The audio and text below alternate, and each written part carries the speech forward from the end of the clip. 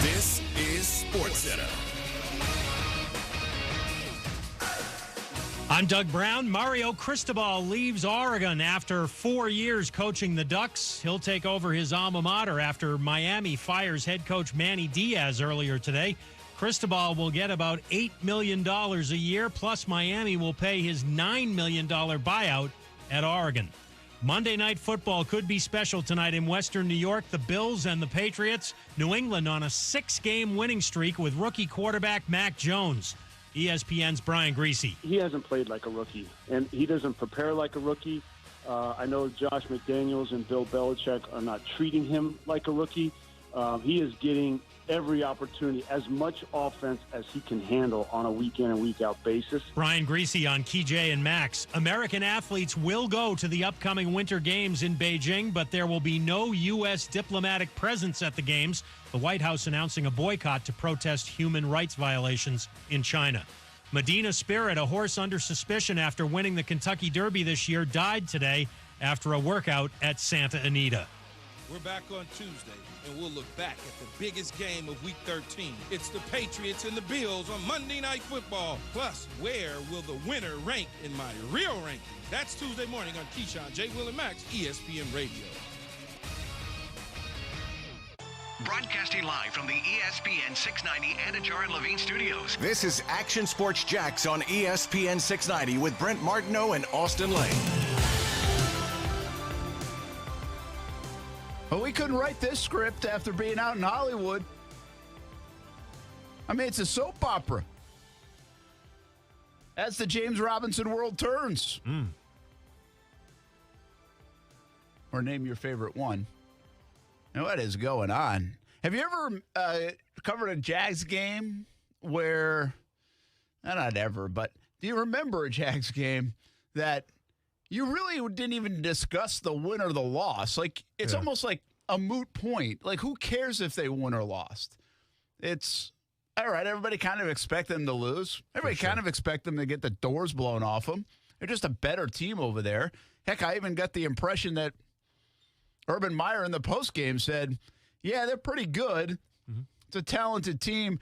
We got 5 games. We kind of think we can maybe fare a little better coming up the last 5 of the season. I mean, it was odd, but it's like nobody wants to talk about the win or the loss because there's really nothing to dissect. It's a lot like the San Francisco game. And now it's just this, I mean, all right, tell us why. Let's find out what is going on with James Robinson and just be truthful with us. Just let us know because you're telling us 2 different things. Yeah, I mean, as far as the game is concerned, in terms of the final score, like in terms of getting blown out, yeah, I think everybody saw that coming. I think the one talking point is, guess what? The Rams' offense is good. Spoiler alert. Guess what? The Rams' defense has some good players on it. Spoiler alert. I guess what I didn't foresee, through all our analysis and everything, was just how stymied and how bad the Jaguars' offense actually was. I mean, that's been the trend now for how many weeks? But we talked about a Rams defense that, for the past couple weeks hasn't been playing that well and has been surrendering some points and has, just surrendered a lot of points, I guess we could say. And you have a team in Jacksonville that was desperate to put points on the scoreboard. So something had to give, obviously. It was in L.A., so you're going to the West Coast. Jaguars don't do well there. But if one takeaway set aside from the James Robinson drama, which we'll talk about, obviously, but the other takeaway was just how stagnant and how bad this offense has become in terms of, that Cincinnati game. Or even if you want to go back to the Houston game, like at least, there were some points being put up. They have done nothing but regress and regress and regress. And to me, that's the biggest takeaway from this Rams game. 7 points against the Seahawks. It was a garbage touchdown. No touchdowns and 9 points in a win over Buffalo. Can't believe they won that game. 17 points against the Colts. 10 points against the 49ers. Falcons, it was 14, and 7 against the Rams. You do the math. I don't have time. It's not good, okay? It's like single digits scoring. That's what it is. But I do think you're right. They've been stymied. But I actually think the James Robinson story goes hand in hand with the stymied offense story. Because what's even worse than stinking on offense is having your best player on the sideline while you stink on offense. Sure. Right? Yeah. And so that's what people can't get their arms around. Listen, James Robinson fumbled a couple times now in 2 games. I'm kind of like a little worried. He hasn't fumbled much.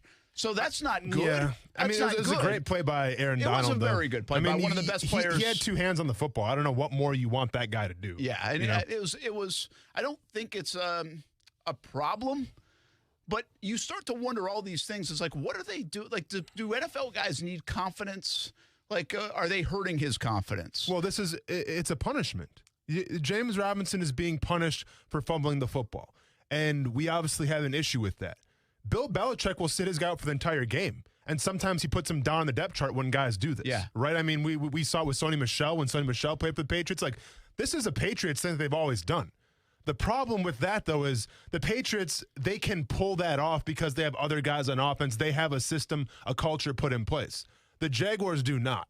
So when you when you sit your best player and you bench your best player and you try to teach him a lesson, that puts your whole offense behind the 8 ball. When Bill Belichick and the Patriots do it, they really don't skip a beat because they have other guys ready to chomp at the bit. Whether it's Rex Burkhead back in the, I mean, just name your running back from the New England Patriots. They always seem to produce. So, it almost adds more pressure to, I better not fumble. You can't afford to do that here. You are not the New England Patriots right now. You don't have a Patriots defense. You don't have a Patriots culture. You don't have a Patriots quarterback. You don't have a Patriots offensive line. And you don't have Patriots running backs. So you got to stop trying to be like the New England Patriots because it's just not going to happen. Yeah, and I understand what you're saying too. But on this football team right now, and when you're struggling to get things going on offense and you're really regressing in a lot of phases, like – punishing your best player for that is probably not ideal. And 16 plays last week. I think even another 6 last week after he made a great catch. He was on the bench, and that wasn't after a turnover or anything. And now this one coming in where he goes from the 11:46 mark of fumbling the football to not touching it again to the 11:11 mark of the third quarter. That is 2 full quarters for this guy being on the bench while your offense is doing nothing. And by the way, you were in the game. Like, you were in the game. It's just inexcusable. And your reasoning of being hurt is not good enough because we all know by now, everybody's saying it. And if you're hurt, then why are you in the game in the final couple of plays of the game? Because that's not the excuse. It's not. Yeah, it's just an excuse. So just say what it is. Okay, we think it's a fumbling problem right now, and he's got to learn from it, and he's got to hold on to the football. We can't afford to do that. Our margin of error is slim. Mm-hmm. I think we could handle that a little bit better than just this facade of, oh, we love James. He's great, but we continue to mistreat him as our best player. Mm-hmm. I mean, because that's what it is. This is mistreatment of a player, which, by the way, Urban Meyer, Darrell Bevell, Bernie Parmalee, Brian Schottenheimer, if you want to throw his name in. You guys weren't around for this, but we watched this story play out over the last few years, and that guy is on the other sideline yesterday. He wears number 5, all right? And there's a guy in Las Vegas that's played out that way, and he's sacking people for another team. So we've seen this story before of, why aren't you taking care? Like, I think people are in tune with it here in Jacksonville. Like, hey, can you take care of your guy? Like the guy that's done a lot of dirty work for you and is playing hurt. Or just make the coaching decision to sit him down. Just make the decision. You're the coach. You're sitting him down for 20 plays in a row. Sit him down for the game, for a couple of games, and let him get right if you think that's part of the problem in your explanation. So Urban Meyer's talking to the media here in the next couple of minutes, so we'll see if he says anything else on it. But there's just this aloof nature right now of Urban Meyer and his explanations of, I don't know, we'll have to ask this guy or that guy. Well, who is I asked yesterday in the news conference, who's making the decision? Is it Bernie Parmalee? Is it Bevell? Is it you? Like, who's making the decision to sit him down for 20 plays? Yeah. So we'll hear some of the sound. I think a lot of folks have heard it by now, but I do think it goes hand in hand. It's one thing to the offense. Like, what bothers you more right now? The offense stinks and has regressed, and we don't know how good this young quarterback is or if he's getting any better, or the fact that James Robinson, their best player on offense the last couple of years, is being disciplined, benched, maybe mistreated in some of our eyes, in my eyes it is, over these last couple of weeks, and really has been all year. And I think actually that story bothers me more right now. The Jags offense stinking, I've seen that song before. You know? But I mean, I think when we laid out the goals of this season, it was to evaluate Trevor Lawrence and gain him confidence.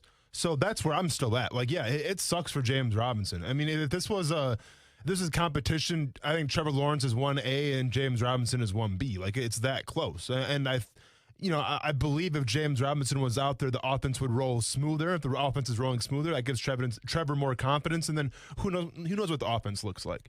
But where we sit right now, yeah, it's definitely. I'm still worried about Trevor Lawrence. I'm still worried about this offense because, week by week, it just seems like you're wasting this guy's first year. And, I haven't seen anything to go, even yesterday. I mean, was there a play that was like, oh, wow, that's a Trevor Lawrence play right there? Now, I'm sure Dan Orlovsky's going to break down some more film because I don't know if he's like friends with Trevor Lawrence's agent or something, but I'm sure Dan Orlovsky will find a play yesterday that Trevor Lawrence did very well. But overall, 16 to 28, 145 yards, nah. That's nothing. That's been the last 6 weeks. He had a rollout, I remember. That's what I remember. Okay. There was a rollout throw. Okay. I don't know if the guy caught it. I just remember, it was a good ball. Okay. I can't guarantee it. Out. It's been a long time since that happened. I just remember the rollout, nice ball, and then unconfirmed if it was caught. Yeah, I think Treadwell made a pretty nice play, but it was a good throw on a play. I did the same thing, guys, for the defense and the offense. I'm trying to think, okay, who made a play? I remember Adam Gotsis made a play on a third down. Smoot had one. And Smoot had a couple plays in there. Smoot continues to play pretty good football. Tyson Campbell's playing okay. He left the game with an injury. But nothing's jumping out. I mean, it's a 60-minute game, and you can hardly find a play or two that you're like, wow, that's good stuff. That's progress. And so to speak to the offense a little bit more, well, there is nothing progressing. The coaching is not progressing. The play calling is not progressing. The quarterback is not progressing. The running backs are not progressing. The offensive line is regressing, and the receivers continue to not be so great. The only room that actually feels like at times are a little better than we had thought because we thought they were so bad to begin with is the tight end room, and James O'Shaughnessy couldn't catch a couple of passes yesterday. And in my eyes, it's not going to get better anytime soon. No. Because this is a team whose foundation and principles were built off the phrase "own it." But then when you ask the architect of that phrase, if you ask the architect of that culture, why isn't James Robinson in the game? What's going on? Then he defers it to somebody else. So he's essentially not owning it. Not owning it. And if you're not owning it, then how do you expect your players to own it? How do you expect to build a culture if your one fundamental thing that you've been preaching is not being backed up by yourself in a press conference? It's not going to happen. So to me, it'll probably get worse before it gets better until there's some sort of accountability. Because right now, the way it's going down, it's not going to work. Yeah, and if you're going to be the CEO like Urban Meyer is right now, and he's like, okay, I'm not going to micromanage is his favorite term right now. And, well, it's not working. So, like, if you're a manager of any company or any department and your people aren't getting it done, you go dive in and you micromanage a little bit until you feel like they've got it figured out. That's the way it goes. Like, come on now. Like, we're not stupid. Like, that's the way it works. Like, that works in football. That's the way it works in real life. That's the way it works in business. That's the way it works at home. Like, you go figure it out if it's not working.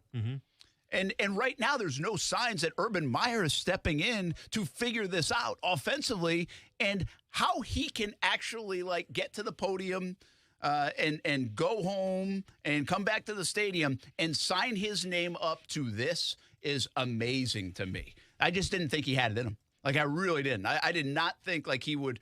Like, I'm driving myself wild. Like, I can't believe he is remaining calm and continuing to just stay the course in this way. Like, I understand you can't hit, like, this huge panic button and blow up the ship in the middle of the season. I understand that. Like, we all want that to happen, but you're not going to do that. But you got to mix something up. They talked about up-tempo all week long, and did they run up-tempo?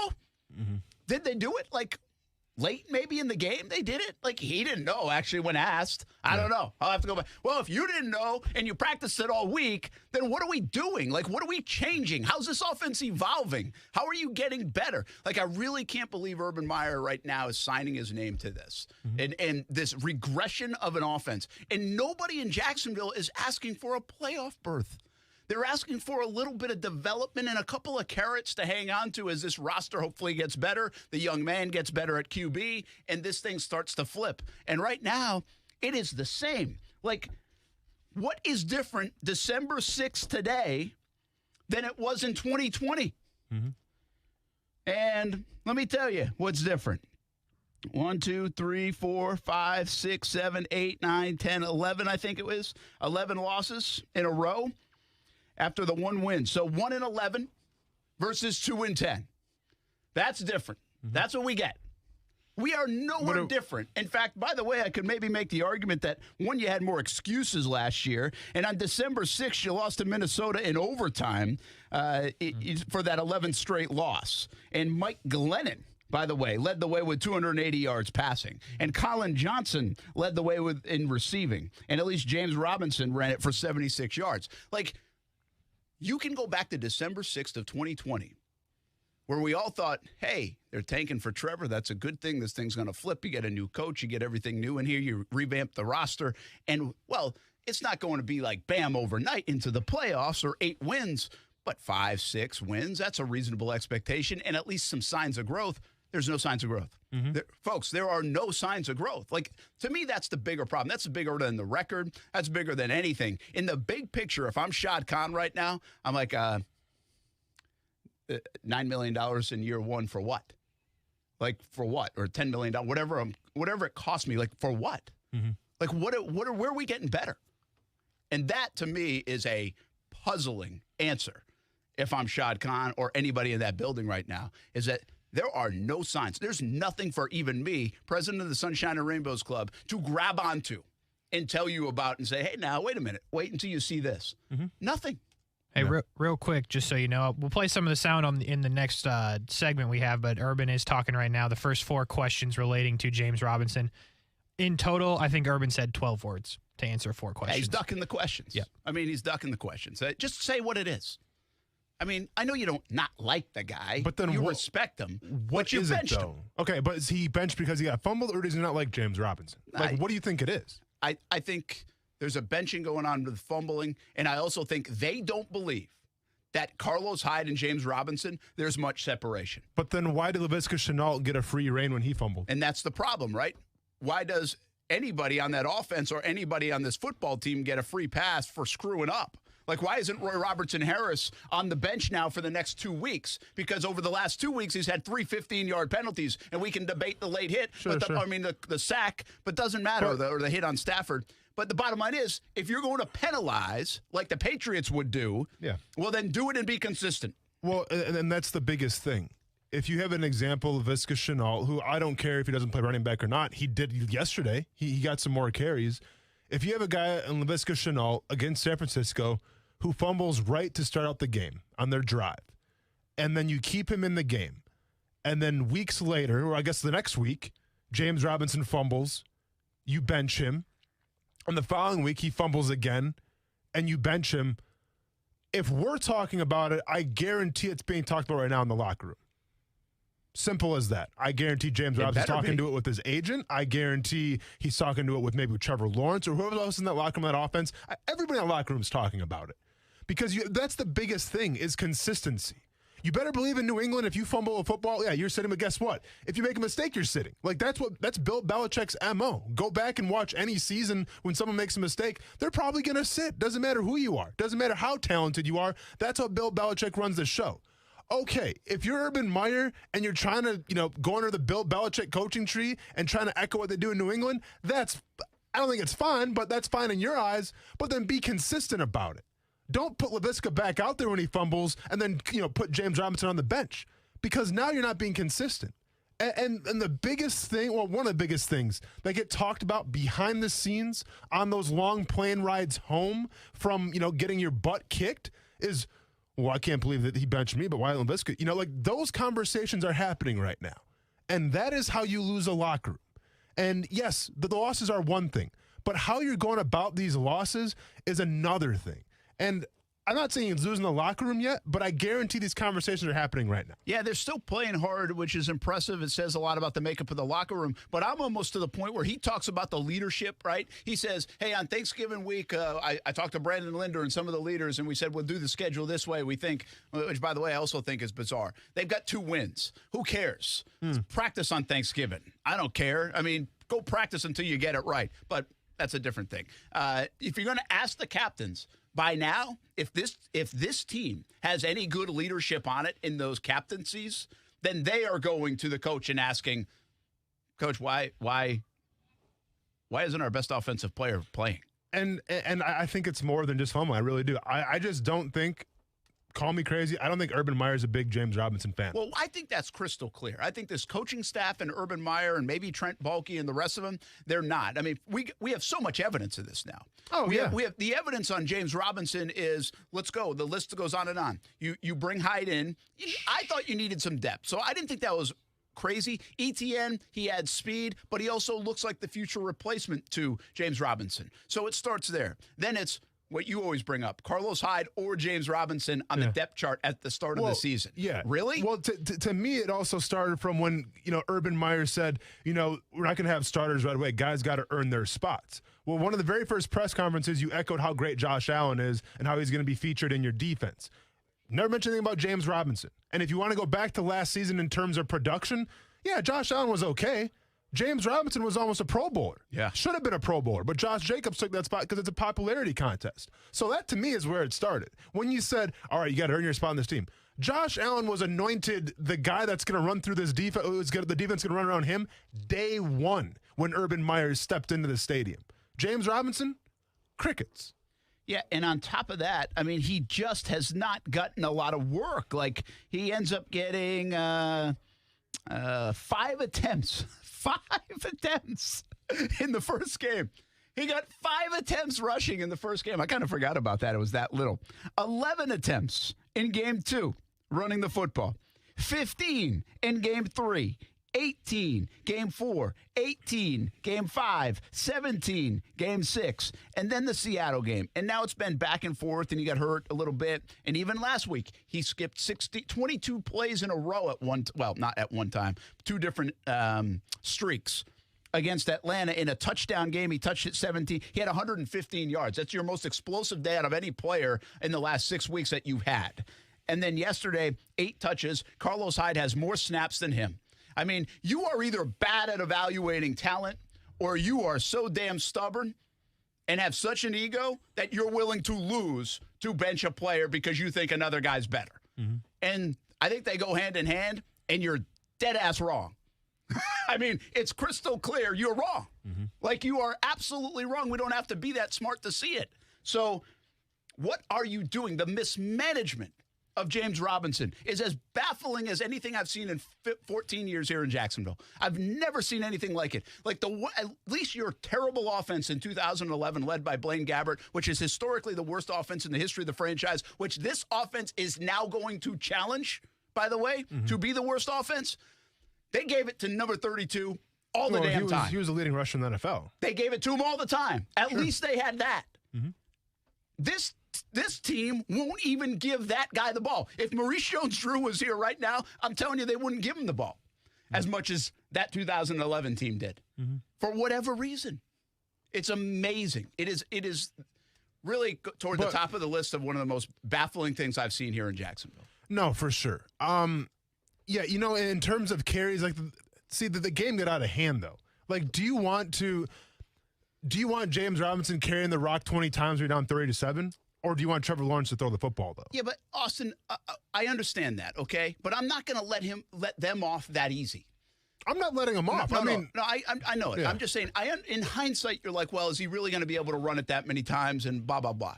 And maybe you could say that early on when they got just mollywopped by Houston in the first half. And that's why he didn't run it that much. But I think 2 things. The Jags are down 13-7 late in the first half. They have the ball at midfield. And I'm saying to myself, like, I'm saying this, and I don't know anything about X's and O's football. Like, I do not want to put my hat in the ring for a play caller of this football team, okay? And I'm saying, is 4 minutes to go. You'd probably do an okay job. You get the ball coming out of the locker room in the third quarter. You're down 6 amazingly after that terrible start. And you've settled this thing down. Your defense is playing okay. And now you got great field position after a couple of really nice punts from your MVP, Logan Cook. And all you have to do is eat some clock, go kick even a field goal if you don't get in, because we can't be too greedy around here with points. And now you've got a field goal game or the lead and get the ball coming out of the locker room. I mean, that's what every team in the NFL wants. That's why you defer. And what do? They go, throw the ball, incomplete. Throw the ball. Maybe it was penalty. like a 6-yard game. There was a penalty in there, too. And then that was with James Robinson in. That was the first time he had been back in 3 series. They didn't give it to him from midfield. And then they put Hyde in, and they try to hand it to him, and they fumble it. I mean, that sequence alone tells us everything we need to know, that they are either grasping at straws or they do not want to give it to number 25. I don't think they want to give it to number 25. I don't think they like James Robinson. Yes, you're right. They lost 37-7. Yeah. But why did James Robinson get 3 of his 8 carries in the final 2 minutes of this game if he's hurt? No, for sure. I'm just saying when it's the third quarter and you're down 30-7, then I really don't. I mean, I was actually upset when I saw James Robinson in the fourth quarter because I'm like, well, and that's fair. What is the point then? We would have been upset too. We just weren't watching at that point. Well, and the other thing I would say this, though. This team is having such a hard time developing the young quarterback that when I'm down 30-7, I'm going back to my script to open the game, and I'm trying to run my offense instead of put this kid under pressure like where Aaron Donald's going to go rip his head off. You know, just go run your offense. You're not winning the game. It's the same thing why I said, hey, where is Andre Sisco?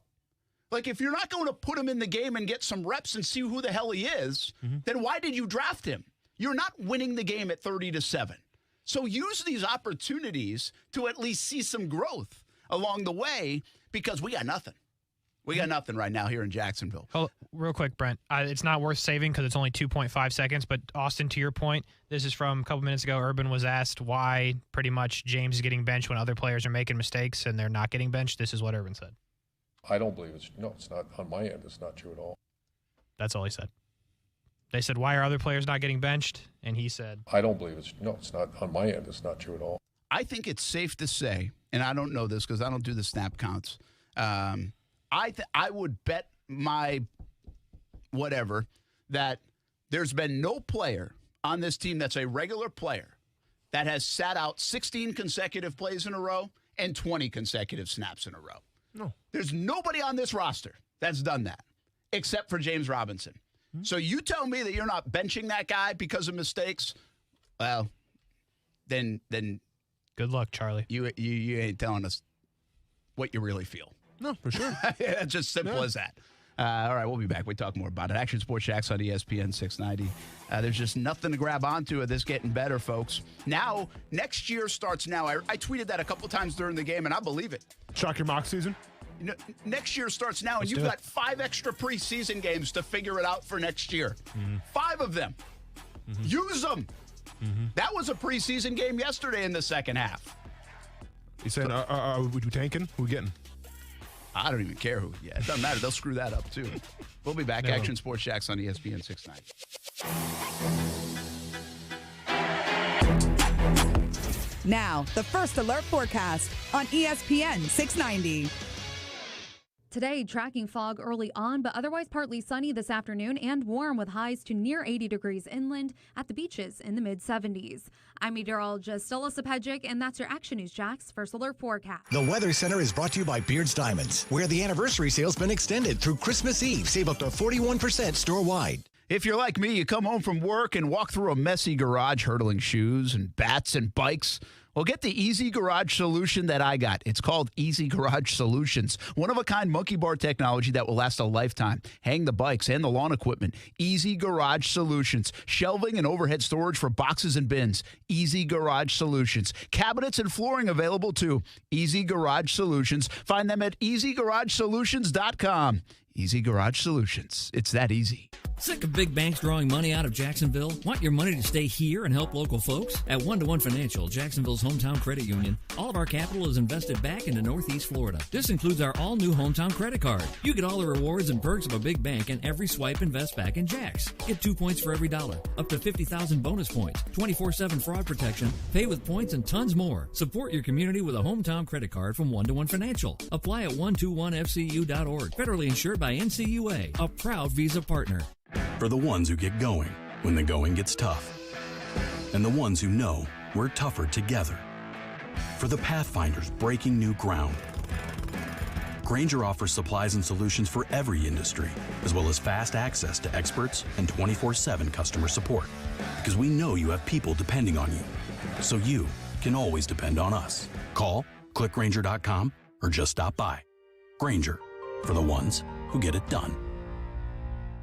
Hey, Bruiser, you ready to do the old holiday shopping routine? Yeah, I got all the houses picked out. Alrighty. Hey, you know, I almost feel sorry for these folks. Oh, don't go soft on me now. That's why they pay insurance. Okay, so you promise those kids will just lose their bikes for a little while? Yeah, I promise. Whatever. All right, then let's sing our favorite holiday song. Yeah, we're making our list, checking it twice. Looking for houses with things that are nice. Bruiser and Browser are coming to town. We're filling our truck, we won't leave much. Avoiding those houses that God safe touch. Bruiser and Browser are coming to town.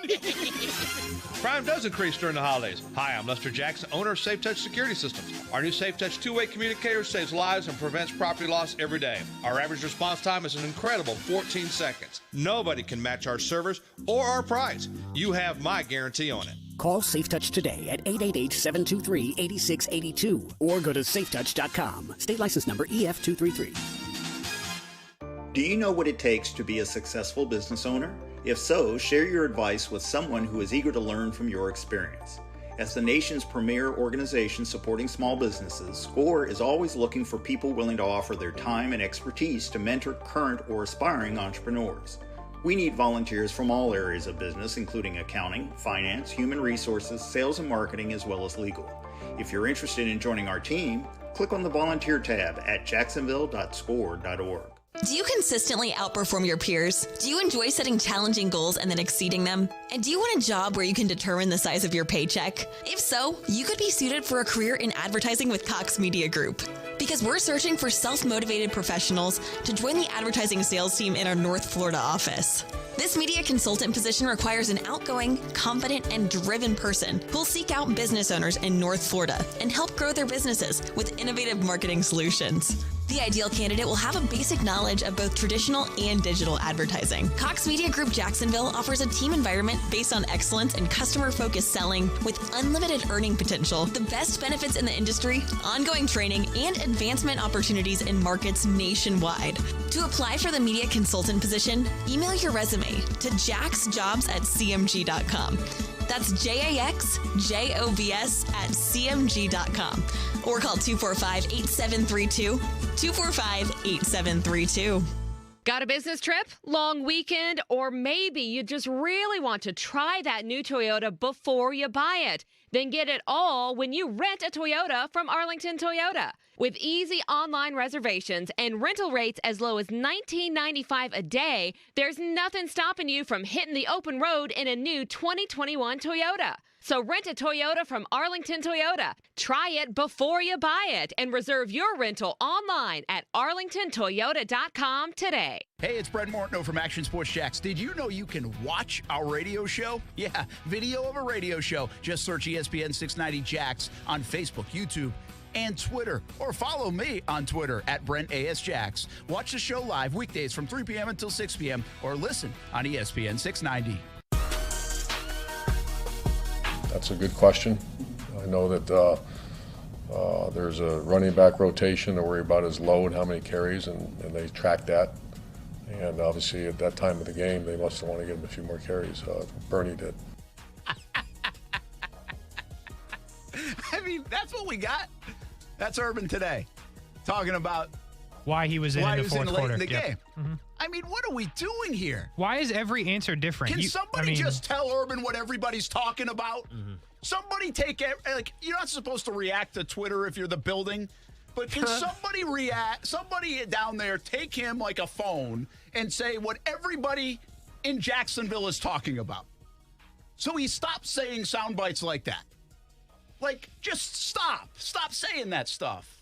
Like, I'm rooting for you, Urban. Like, I would love to, like, just text you right now and be like, look at what everybody's talking about. Like, have a pulse of what's going on here. I mean, he keeps adding to it. I know. Well, why is every answer different? When you asked him 3 times yesterday, he was hurt, and then it was rotation, and now it's they wanted to get him more carries. So why is the answer never the same? I'm not going to call him a liar, but the answer's not the same ever. Because there's no accountability. Well, because you're not going to, if you don't, listen, here's one thing about it. Like, I thought about this. Can you just be forthright and be like, listen, he lacks speed. He's hurt. So he even, like, Carlos Hyde is every bit as good as him right now. That's what we think. Like, why can't you say that? Like, well, you're probably not going to say that out of respect to the player. You're not going to hammer a player or at least denounce a player in the media. So you're trying to protect against that, right? It's kind of like Trevor Lawrence will do that. Hey, LaVisca, you ran the wrong depth on that route, but he's going to take the brunt of it, right? You're not going to throw a guy under the bus. Well, quite frankly, behind closed doors, my guess is they are throwing James Robinson under the bus. They're not going to do it in front of a microphone, and therefore there is no answer other than, listen, we don't believe in James Robinson as much as the rest of y'all do. Yeah, I mean, I don't know, man. I don't know what I like. A part of me thinks that this whole thing is going to implode, and it's just going to blow up. Like, 2 or 3 weeks from now, we're going to talk about how players are just shutting down, players are not buying anymore, and there's going to be bigger problems. And another part of me is thinking, well, why hasn't that happened yet? Yeah. Like, what am I missing from that standpoint? Like, where are the leaders that are going to go and say, hey, we don't know what you're doing with James Robinson right now, but you probably want to keep him in. Like, where are the guys coming out and saying that? Like, I have no idea. And, I mean, I haven't been in a locker room in a long time, but I have no idea what it's like right now in that locker room, why guys aren't coming forward, why there isn't more frustration. I mean, it's props to Urban Meyer because we haven't heard a lot of turning on each other, I guess. I mean, there's been some here or there, but nothing like major, nothing we can take and roll with. So props to him for doing that. I don't know if people are drinking Kool-Aid or what's going on, but I would be surprised if this doesn't implode in the next couple weeks. Yeah, and you said that, and we off air as well, and I think that's a fair question. And I think I said this, maybe I said it on air. Where's the leadership right now of the captaincy saying, hey, like, that's one of our guys, man. I mean, you guys weren't here last year, but this guy was unbelievable. Like, we feed off him. If we're going to play him, play him. And this is, like, I continue to say this, okay? This is all not an indictment on Carlos Hyde. Carlos Hyde's a fine backup guy. But if you're trying to sell me that Carlos Hyde is every bit as good as James Robinson, then you are out of your freaking mind, and you can't convince me otherwise. And, I mean, I'll show you stats. All right? I'll show you plays. You're wrong. You're wrong. So, I mean, it really does feel like sooner or later, I can tell you, I mean, listen, James Robinson's coming to Jags Report Live tonight. He didn't cancel yet, at least. And he's been very good. He shows up each and every week. And guess what we're talking about, right? He's going to be at Sneakers in Jax Beach. And, hey, come on out. Cheer him up. But he will be there at 7 o'clock live on Fox 30. And, I mean, he's not going to have any answers, but I can tell you this. I mean, we can see it. The frustration is growing with James Robinson as it continues to grow with all of us. Yeah. I mean, again, I'll say it again. I've never seen anything like this. And I said to you in the commercial break, I don't know what Urban is doing, bringing these kind of problems into the building and into the fan base and into this already bad football team in terms of what people, the noise. You know, he did it with his actions after the Cincinnati game, and that is one thing off the field. And now he and the staff are bringing all this noise on top of not playing good football by simply not playing their best player or giving us a decent explanation why. And if you're going to say he's hurt, then sit his ass down. Just sit him down and let him get healthy. But who isn't hurt? I get it. It's the NFL. But you can't, everybody is like, no one's 100%. It's almost so of course he's going to be banged up. It's almost like yesterday he said, listen, he doesn't practice during the week, but he really wants to play. It's like, well, okay, then he's either ready to play or not. Like, I've watched him warm up for like 3 weeks in a row, and he looks ready to go. Like, I saw some of the explosiveness back here in Jacksonville against Atlanta. I didn't see much yesterday. There wasn't much to see. But so part of the thing as a coach, you're like, hey, this is in the best interest of you and the football team. I appreciate your toughness. And he continues to say that, Urban does, the toughness and everything else. But if you appreciate that, well, then you got to know when, hey, this isn't helping us. So we're going to play Hyde for a couple of games, and we're going to get him better. Well, they missed that boat. They had the last 4 weeks to do that. And so they either miscalculated that, or now they're mistreating and misusing their best player on offense. And by the way, all of this does not help the development of the young quarterback. This is just added noise around the young quarterback, who already is dealing with probably way too much in his rookie season, a lot that you hoped he wouldn't have to deal with. Yeah, and that's the most important part, and that's what the season was supposed to be about, and now we're here, and it's just, I think as far as the NFL is concerned this year, this is the most disappointing and most underachieving team in the NFL, and the reason why I say that is because like a couple weeks ago I was in Houston, and I was listening to the Houston sports radio, and this is right before they played Tennessee. Nobody in Houston had any expectations whatsoever. They're already they're past the point of Culley. Like they're ready to fire him and get somebody else. They're talking about, next quarterbacks to draft. Like there was no expectations for that Houston Texans team. I think in Detroit, you were intrigued by the coach. I still can't name 2 receivers in Detroit. Jared Goff is Jared Goff. Running game's okay, but there was no expectations in Detroit either.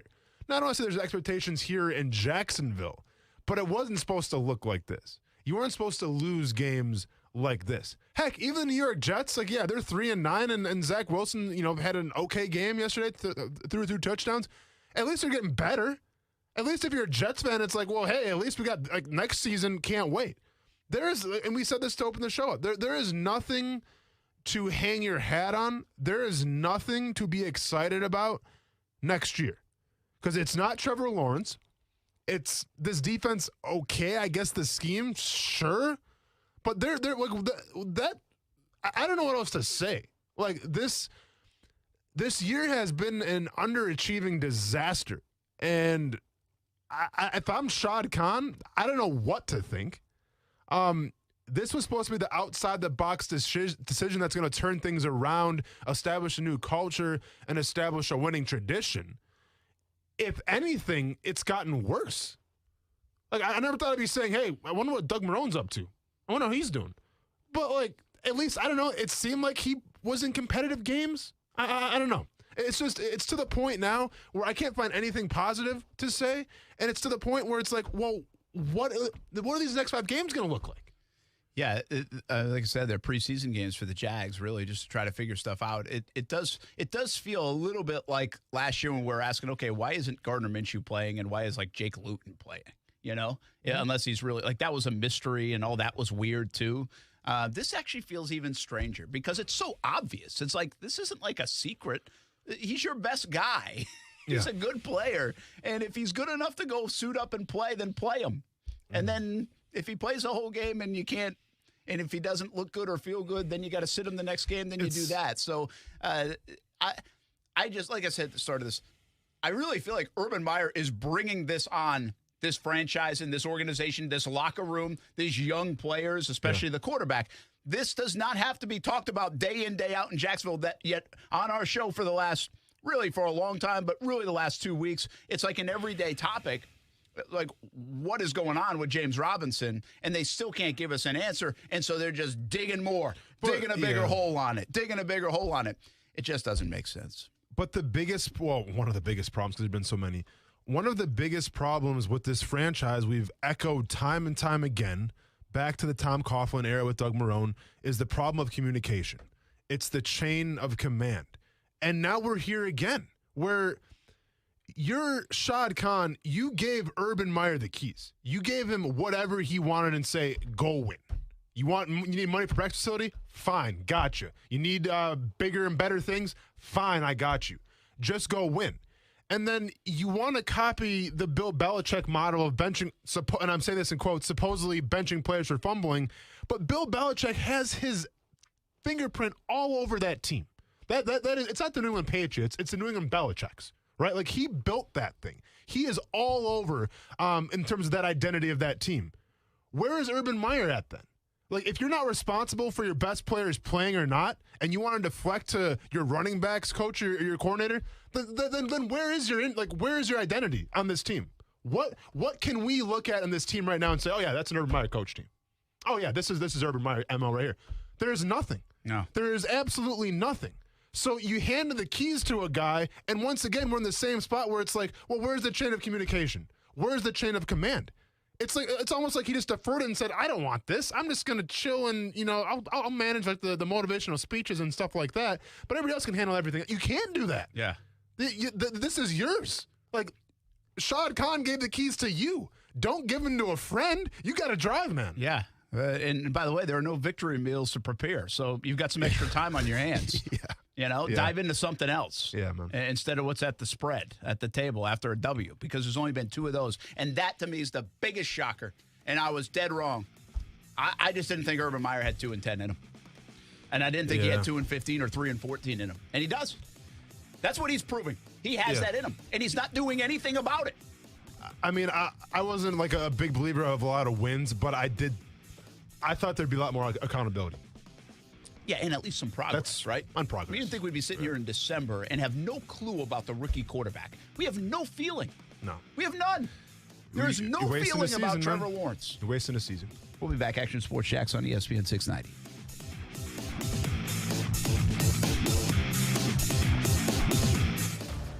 Mike Greenberg is Greeny. Did anyone watch football last year and think, you know what, I think there's just too much taunting going on?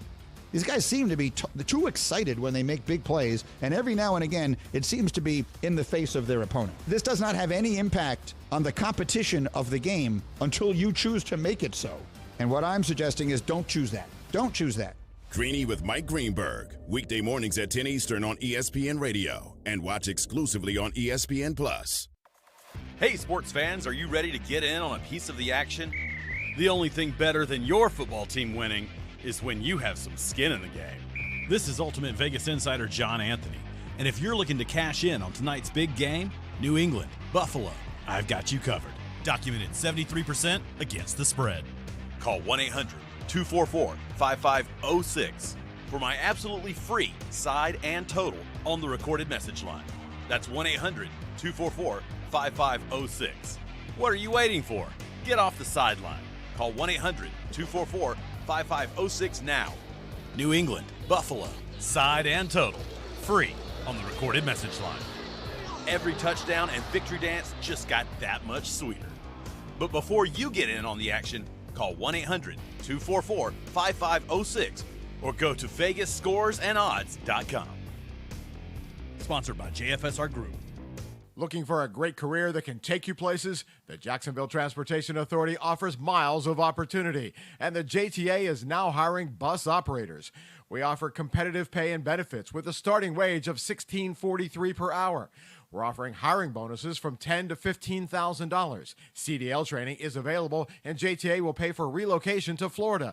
And the Sunshine State has no income tax, so your paycheck goes further. Stop looking for a job. Get yourself a new career with the JTA. In today's world, there's a lot of ways to know what's happening. At Action News Jax, we make sure our local stories have more detail, so you get every angle that impacts you. We dig for answers because you deserve the whole story. Taking time to provide context so you're clear on what's really going on. Because we know information is thrown at you 24/7. And we want you to know that Action News Jax is local coverage you can count on. The right time for the best water is right now. CGC Water Treatment wants to make sure your family's water is clean, healthy, and tastes great. CGC Water's done that for my family for a handful of years now, and it all starts with a Connecticut system. American-made and installed by the pros at CGC Water Treatment. Contact CGC Water Treatment now for your free water test. Connecticut systems remove up to 99% of contaminants. Remember, if you're not filtering your water, you are the filter. Don't be the filter. Connecticut makes the world's most efficient softeners, twin-tank, non-electric systems that use less salt and water during regeneration. Right now, save up to $600 on select system packages. Financing available with approved credit. Just call CGC Water at 904-552-1242 and ask about the Conway Club, the new service program that will save you money on salt, filters, delivery, parts, and labor. Call 904-552-1242 or visit cgcwater.com. Proud partners of the Jacksonville Jaguars and your local independent Connecticut dealer. Hey, boss, did you notice the holiday decorations on your street? Oh, yeah, it's getting to be that time of year again. Yeah, makes me so happy I want to sing. Uh-oh, I smell a song coming on. It's beginning to look a lot like Crooksmas. Nice. Packages near every door. But the prettiest sight to me... no safe touch signs, you see. Do-it-yourself alarms we like much more. A pair of houses in a row. Do they have safe touch? No. So crooks like us use Crash and Smash to get inside and take the cash. It's beginning to look a lot like Crooksmas. DIY alarms we love for sure. Crooks know to stay away from Safe Touch houses. Hi, I'm Lester Jackson, president of Safe Touch Security Systems. No one beats our technology or our price. Call Safe Touch today at 888-723-8682 or go to safetouch.com. State license number EF233. Todd thought it would be secure to jog in the cheetah savanna. Todd believed the big cat repellent he bought online was reliable. And now, Todd is trying to be faster than this cheetah that can run 80 miles per hour. But the good news is, Todd has AT&T 5G that is fast, reliable, and secure. And he learned the best thing to do is stop running and toss her the backpack with the beef stew. AT&T 5G. Fast, reliable, secure. It's not complicated. 5G requires compatible plan and device. 5G may not be available in your area. See att.com/5G for you for details. Join ESPN 690 on March 5th for the Gate River Run. Registration for the 15K, 5K for charity, Junior River Run, and the Brooks Rehabilitation Mile Challenge is now open at GateRiverRun.com. Training information is available on the website. See you at the starting line. Yeah, I kind of felt like our guys were, obviously we got a lot of talent they were playing against there, and on the road, and all of a sudden we drive the ball. It's 10-7. Our defense is playing excellent pass defense. We're playing excellent field position, complementary football there. I'll find out what it was, but the average starting field position was we had them pinned down at most of the first half, and you felt pretty good about it. Holding the field goal on it with 13 or whatever it was, 16-7, 13-7 at halftime, man, we're getting the ball. That's kind of where you want to be on the road against a good team. Let's go and move the ball. We didn't do it. Yeah, that about sums it up. I thought that was the big part of the game. They got back in the game, and they couldn't do it. They had the ball at like the 40-yard line after the kick went out of bounds, and they ball at the 50-yard line when they got it back, and they got nothing. And that's not the first time. They're terrible at the end of the half. They're terrible coming out of the gates in the third quarter. There's just nothing. And by the way, you got everything you wanted. Your plan to win in terms of the field position and all that stuff. Guess what? Add another nugget for your plan to win. Give it to your best offensive player in play number 25. Because in that spot, they didn't do it, and that possession went down the drains. Is there something coincidental about that? I don't know. But that was a huge possession in the game. You didn't give it to 25 on two occasions. You took him out, and you tried to give it to 24, and it was a fumble. Mm-hmm. That, to me, says everything about the last few weeks around here. Says everything. That 1 3-play sequence where you had a chance to get in the game, kill the clock at the end of the half, and they couldn't do it. Hey, let's talk about something different for just a couple moments because I think it's worth. How cool was it to see Gardner Minshew go out there and ball? It's awesome, good man. Moments. Listen, yeah. we like Gardner. We've supported him. We think he can play in this league and be a starting quarterback. Yeah. Listen, he had some opportunities last year, didn't cash in. I'm not saying, oh man, I wish he was the quarterback of the Jags. All this stuff. Well, the Jags are going to be in a good place at quarterback. I think they've got a guy that's supposed to be really good. They're really screwing him up right now. But I think at the end of the day, he's going to be a good player. And I think people probably would take the career path right now of Trevor Lawrence, I think, even now. But it was really cool to see Minshew. You talk about a guy who's been ready to play. Mm-hmm. I mean, what he did coming in for Nick Foles, he went 22 of 25 here against Kansas City that day. Yeah. And then what he did yesterday was 20 of 25. And to just see that, you want to know what guys go through? You want to know what families go through? That moment that's gone viral after the game? Sure. I mean, that was just pure like frustration of a last year and a half unleashed in a kind of like a personal moment. It didn't even take words. Yeah. I don't even think any words were said. Yeah, Minshew looked really good, man. I watched a lot of that game, and it was cool to see him out there just slinging it, having fun, celebrating on the sideline. He's acting wild like he always does. Yeah, man, it was a vintage classic Gardner Minshew game. Now, we'll see what comes of that. Minshew Mania has now hit Philadelphia. But, of course, I'm extremely happy for Gardner Minshew because he's earned it. But then here I am thinking, well, you got a 6th-round pick from him, probably should ask for more. Because that's where my brain goes. Well, if he plays a few more games, you might get more. You might get your 5th. It's a conditional. Yeah, I guess. But I just feel like Philadelphia fans right now are like, oh, we got a 6th-round pick for him, maybe a 5th-round pick for that? Yeah. Whoa, Well, listen, I think I saw Kay tweet about this too. I can't believe Urban did that. First of all, that's not even – the Jags have 20 moves that are more difficult to believe than that one. Sure. And listen, Gardner didn't want to be here.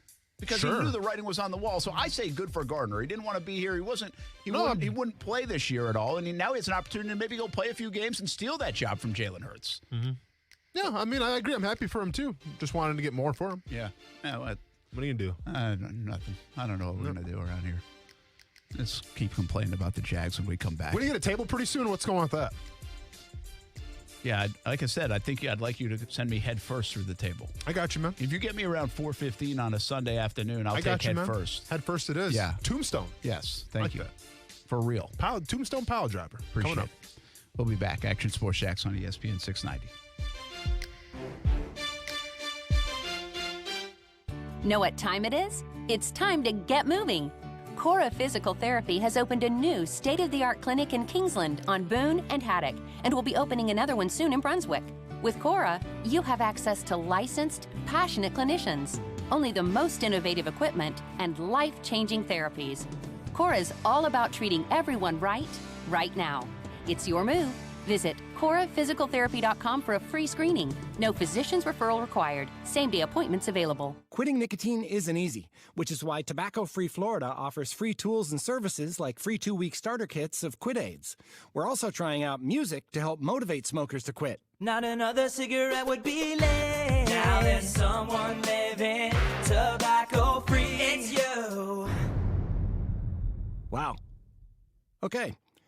Maybe we'll just stick to the ways we know work. Visit tobaccofreeflorida.com or call 1-877-YOU-CAN-NOW for free nicotine patches. I don't know about you, but I'm ready to let the good times roll. And by roll, I mean roll on home in a brand new Toyota, because Toyotathon is on at Arlington Toyota. Camry, Corolla, RAV4, Tundra, Tacoma. Arlington Toyota has 300 new Toyotas available. And with Arlington's 30-day exchange program and lifetime warranty with every new purchase, buying your new Toyota's more fun than ever. Toyotathon is on at Arlington, 10939 Atlanta Boulevard, or online anytime at arlingtontoyota.com. Visit arlingtontoyota.com/Toyotathon for full details. For most, the holiday season is filled with family and fond memories. But for area foster kids, it can be one of the most difficult times of the year. While you can't change that, you can help create new holiday memories by donating a gift they've been dreaming about. Simply contact Jewish Family and Community Services, choose a wish list, then shop,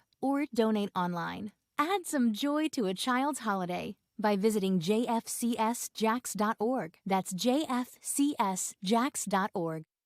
5G is here, but the big carriers want you to sign a pricey long-term contract to get in on the action. Well, no more, because Straight Talk Wireless has rolled out 5G coverage nationwide, with plans starting at just $35 a month with no contract. And get a Samsung Galaxy A32 5G for only $299, all on America's best networks. 5G coverage, 5G phones, less money. Straight Talk Wireless, no contract, no compromise. 5G capable device required, actual availability, coverage, and speed may vary.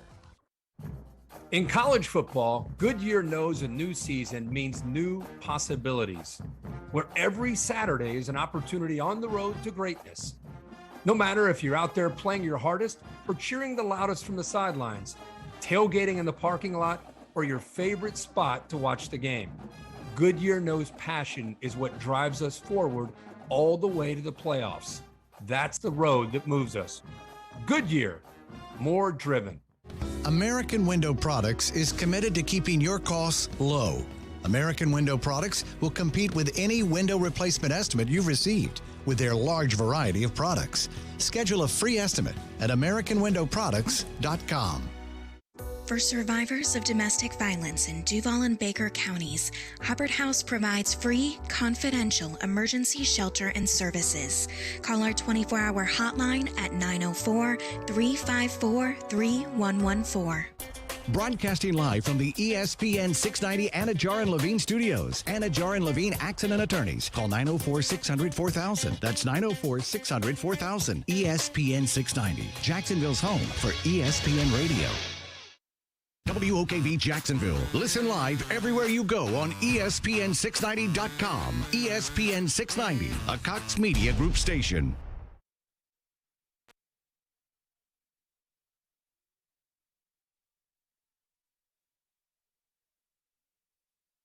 This is Sports Center. I'm Doug Brown. Mario Cristobal is the new head coach of the Miami Hurricanes. He leaves Oregon today after Miami fires Manny Diaz. The Bills swept the Patriots last season on the way to the AFC East title, their first in 25 years. Tonight, the teams meet for the first time this season, and first place is on the line. Who needs the win more? ESPN's Louis Riddick. I think Buffalo probably does, simply because of how inconsistent their season has been since they beat Kansas City. Our coverage of Bills-Patriots starts at 8:15 Eastern on ESPN. Purdue is number one in college basketball for the first time. The new Associated Press poll is out today. The Boilermakers, unanimous number one. Their next game at Rutgers Thursday night. Baylor is second in the poll. Duke is now third, dropping out of the top spot after a loss to Ohio State. Our Buster Olney reports the Mets have asked permission from the Rays to interview bench coach Matt Quatraro for the Mets managing job. At Napa, when it comes to serving you, their motor never quits. From next day delivery to curbside pickup, get the parts you need when you need them. That's Napa know-how.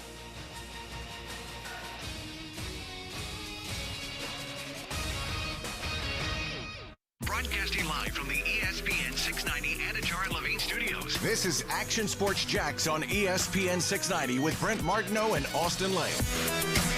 Yeah, there's not much to say. I mean, after a similar message like San Francisco a couple weeks ago, we got a lot more than that, and just didn't play well, and kind of saying the same thing. But we got a lot more to offer than that, and we got to do better. We got to figure it out.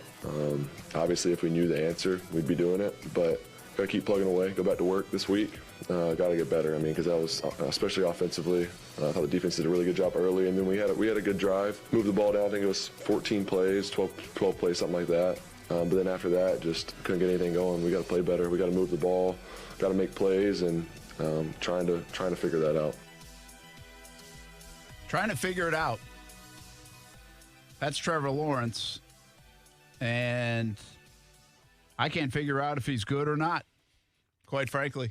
Yeah. We're 12 games into the season, and I mean, listen, I have a lot of hope for him. I'm not off like the Trevor train, don't get me wrong. I mean, I think a lot of people will be like, oh, he's a boss of this. Mm-hmm.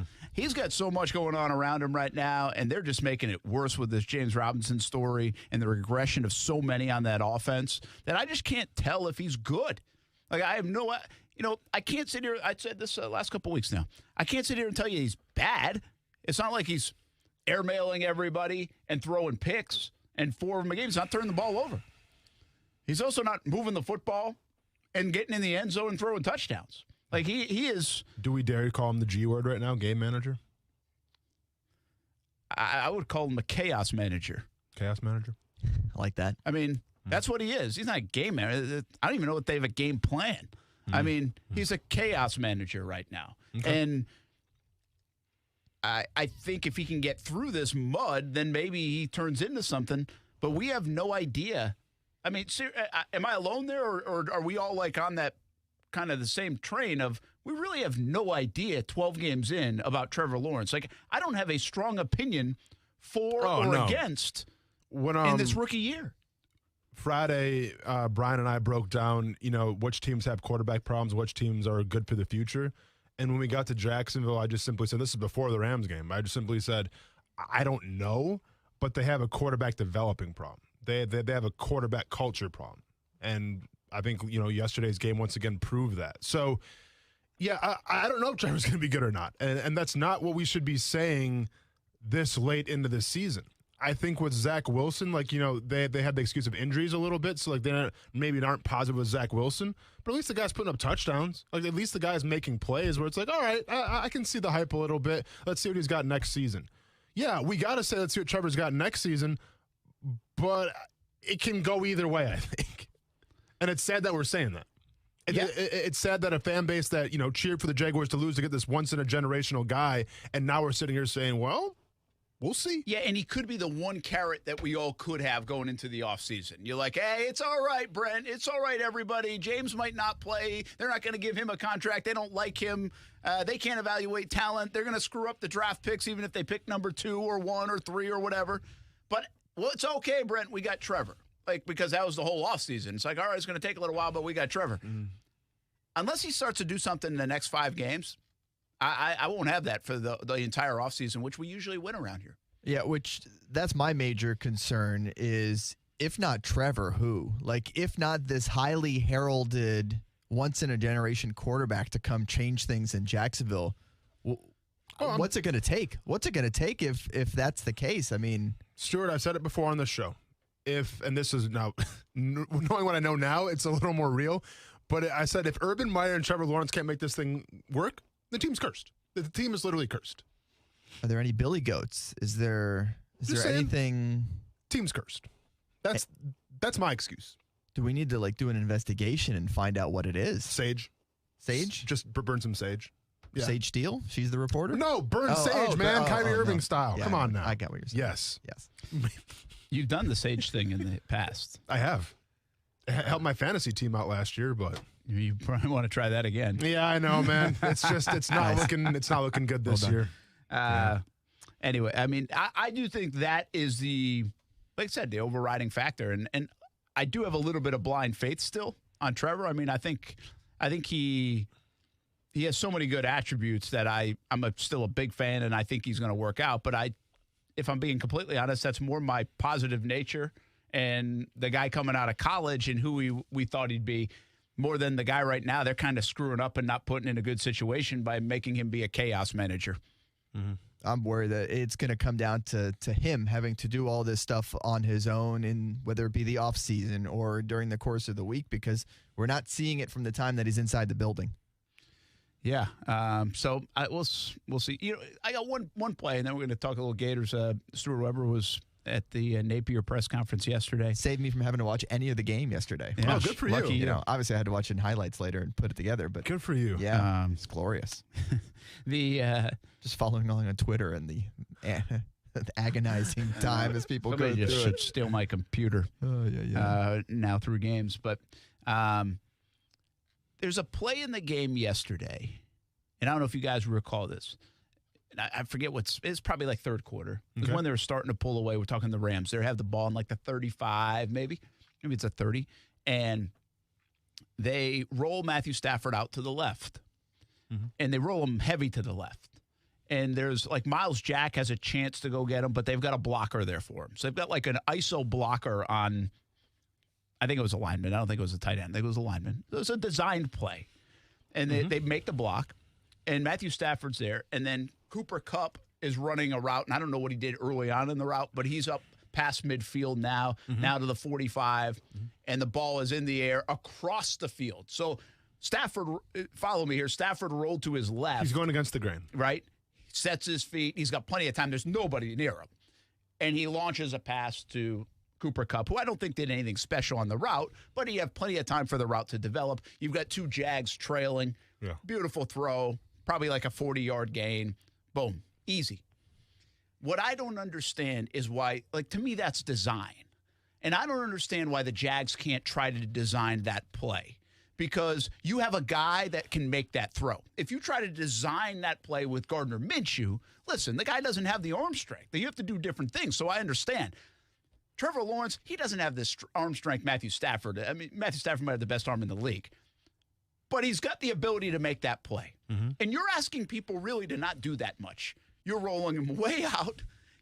have one guy make a block, another guy run a route, and now just complete a pass. Like, we're not asking for much here. You don't have 15 things going on in that play. Now, I might be making it too simple, but it doesn't look like 15 things are going on in that play. Yeah. I don't understand why the Jags can't design plays like that we see all day on Sunday afternoon that are wide open to everybody else. And we're not talking about, like, the best receivers in the game all the time. No, sure. Now, Cooper Kupp's very good. I get it. But I'm telling you, Cooper Kupp on this play, I don't think did anything, like, magical. But let me ask you this. How long did it take for that play to develop? A while. Are you confident with those offensive line or whatever, the tight end coming across, making that block to buy Trevor Lawrence that much time to get the receiver open? Yeah. To me, they made it look so easy, I would say yes. Okay. Yeah, sure. I mean, it did look easy. But I don't know. But even at least if you tried to design that play and that blocker, say it was Cam Robinson, messed up the block, I'm like, what the hell, Cam? Like, I can see what happened. You tried to take a shot. You know, I watched another one last night. It was Herbert at some point rolls way to the right. All the time in the world, and then he throws a jump ball to the end zone. Do you remember that touchdown? To Guyton? I think it was. Guyton. And he makes a nice catch, but he was covered. Over there. Yeah, he was covered. Yeah. But he had all the time, and he lets his arm do the work, and he gives a guy a chance to make a play one-on-one. I mean, wouldn't you take that right now? No, wouldn't you take Marvin Jones going up and trying to make a play one-on-one with somebody 40 yards down the field? If you don't have the receivers to get open themselves, create separation, then you have to design schemes and plays to get them separation. And it simply has not happened here in Jacksonville. Yeah, sometimes you'll play against good defenses. Okay, every defense has good players. But you can scheme things open. Like, it's just going to happen. Like, I watched Dallas Goedert become, and this is against the Jets team, who was pretty good at shutting down the run, the tight end. I mean, I watched Dallas Goedert become wide open twice due to the scheme. And by the way, in case you didn't know, Gardner Minshew loves throwing to big tight ends. Okay, so they schemed Gardner Minshew to give him confidence. Middle of the field's wide open. We know it's your first start. We like what you bring to the table. Here's Dallas Goedert. Let's get him open. Every team does this. I don't know, like, what Trevor Lawrence's best throw is, because we haven't really seen a lot of best throws this year. But if you know what it is, I would definitely scheme that open. Yeah. I would scheme his favorite wide receiver open. Who's his favorite wide receiver? I think Marvin Jones. Then scheme him open. That's it. Yeah. Like they did on the 4th and 2, and even that didn't look easy. Put him in motion, do something. Right? I don't know. The 4th and 2 was a little creativity. It looked like he was rolling left, and then he kind of dropped back. Like it was like a fake roll. There's probably terminology for that I'm not getting to. And then he kind of drops back, sits in the pocket for a second, and boom, threw it in between two guys. And even that didn't feel very high percentage, but it felt like it was schemed open on 4th and 2, and they converted. How many plays this year have you seen from the Jaguars where there was a breakdown in the defense where a guy was wide open? I mean, this happens week in and week out in the NFL. Yeah. But for whatever reason, the Jaguars can't seem to hit the right buttons to do that. I mean, last night, if you're watching the Steelers-Ravens game, I get it. Deontay Johnson's a different type of receiver. There was nobody within 20 yards of Deontay Johnson for that touchdown to go ahead and win the game. And that guy commands attention. Sometimes he commands double teams. There was nobody within 20 yards of him. Why? Well, because the route that they ran, it was built for the cover that the Ravens were in, and it is what it is. But, like, every team can do this. You don't need Deontay Johnson to get, 5 yards open. You need a good scheme. You need a good play call. And we haven't seen that, I feel like, the entire season. I can't remember the last time where a guy was 5 yards open, 10 yards open, where it's like, oh, that was a great throw, that was a great catch, and that was a great play. Yeah, well, against San Francisco on a few, they finally did the rub route, the pick plays to get on third downs, but they've disappeared again. Everybody in the league runs that play. The Rams ran that play, and they pick up 8 yards on first down, simple pass and catch, because it's impossible to defend, and they don't call it. And they still don't want to run that play. It's amazing. Let's talk to Florida Gators. Weber, you were there in Gainesville. Billy Napier, new head coach. We got new big-name coaches all over the place. Cristobal now to Miami. Yeah. We got, obviously, Lincoln Riley, USC. Brian Kelly goes to LSU. This isn't that. Like, this isn't that kind of hire for Florida. In a weird way, I kind of like the hire. I don't think you need the $10 million guy for 10 years. Now, this is still a hefty contract. They're going to spend a lot of money, and that's really the story in Gainesville. They're going to finally open the checkbook up in Gainesville and places like Miami. What were your first impressions of Napier? Yeah, it's interesting. You talk about how you like it not maybe being that big splash hire in a year where we had so many of these major college coaches getting lured away. I mean, can you imagine Power 5 teams Like Oklahoma, Notre Dame, and Oregon have all had their coach taken out from under them. Yeah. By Top 10 programs. These are all major quality programs that are competing for national championships, and the coaches thought the grass was greener in another place and hopped over to it's a more new expensive the other place. That's true. Yeah. Yeah. Yeah, the grass is more expensive. Yeah, it's a lot more expensive. Sometimes you see what these guys are making? Sometimes it's amazing. artificial grass. You know, you get sometimes. some of that fake grass out there. It does look like artificial money. Rich Bermuda right there. Yep. It is wild, that side of it. But then you talk about some of the schools that are going a different route, like the Florida Gators are, when you talk about hiring Billy Napier from Louisiana. I mean, you got to really be doing your homework to go find the guy from Lafayette, Louisiana, which, fortunately enough, Scott Strickland made this point in the press conference a few years ago when he was on the college football playoff committee, or however you want to call it, that he was on that committee. He and another athletic director's job was to scout the Sun Belt Conference. So because of that, he had a chance to really pour over all the guys in the Sun Belt Conference, including Billy Napier at Louisiana with the Ragin' Cajuns. So he was able to learn quite a bit about him a few years ago. Fast forward to 2021 and the program falling apart as it really quickly did. I mean, you talk about going from nearly beating the number one team in the country in Alabama to 6-6 and playing in the Gasparilla Bowl. That's how quickly the season fell apart. But for Scott Strickland to have already had that knowledge and that, wisdom about Billy Napier in the back of his head made it a quick turnaround, bang, go get the guy without him even visiting Gainesville. That was kind of revealed during the press conference. The only other time he'd ever been to Gainesville was 2011 as an assistant coach for Alabama. He hadn't been back to the swamp or seen any of the facilities or seen anything that goes along with the program since 2011 when he was there as a visiting assistant coach. Yeah, well, that tells you the respect for the program. It certainly does, and it shows you how much of it is still renderings as opposed to actual stuff, because you can send him renderings of what the new athletic facility that they're building is going to be. If he came and saw it, he would just see concrete and walls that are going up and that kind of stuff, where the old baseball stadium used to be. So a lot of it that was kind of set in motion while Dan Mullen was the head coach is now going to be fully realized while Billy Napier is the coach, which is kind of an interesting thing. And down the road, people might thank Dan Mullen a little bit for getting those wheels turning and moving forward. Now, he wasn't the guy to go forward in the future with it, just through whatever reason it was, whether it be his commitment to it or him not wanting to do as much recruiting or that sort of thing. But sure enough, Billy Napier is the guy that they're going to look to lead this program into the competing with the Alabamas and the Georgias. And you mentioned it when you're talking about that budget. Yeah, that's the big story. The big story around this hire is less about Billy Napier, I think. I mean, it's a good get, I believe. It's a risky get. That's the only guy you went after. Sure. And now all these other guys were poached away from these big schools. Yeah. So it's a little risky, but I kind of like it like that. And especially when that hot name like Venables goes to Oklahoma. Yeah, every AD, though, has like a list for the last. Sure. Every time they hire a coach, they've got a new list. So he's been looking at Billy Napier for years, just in case, right?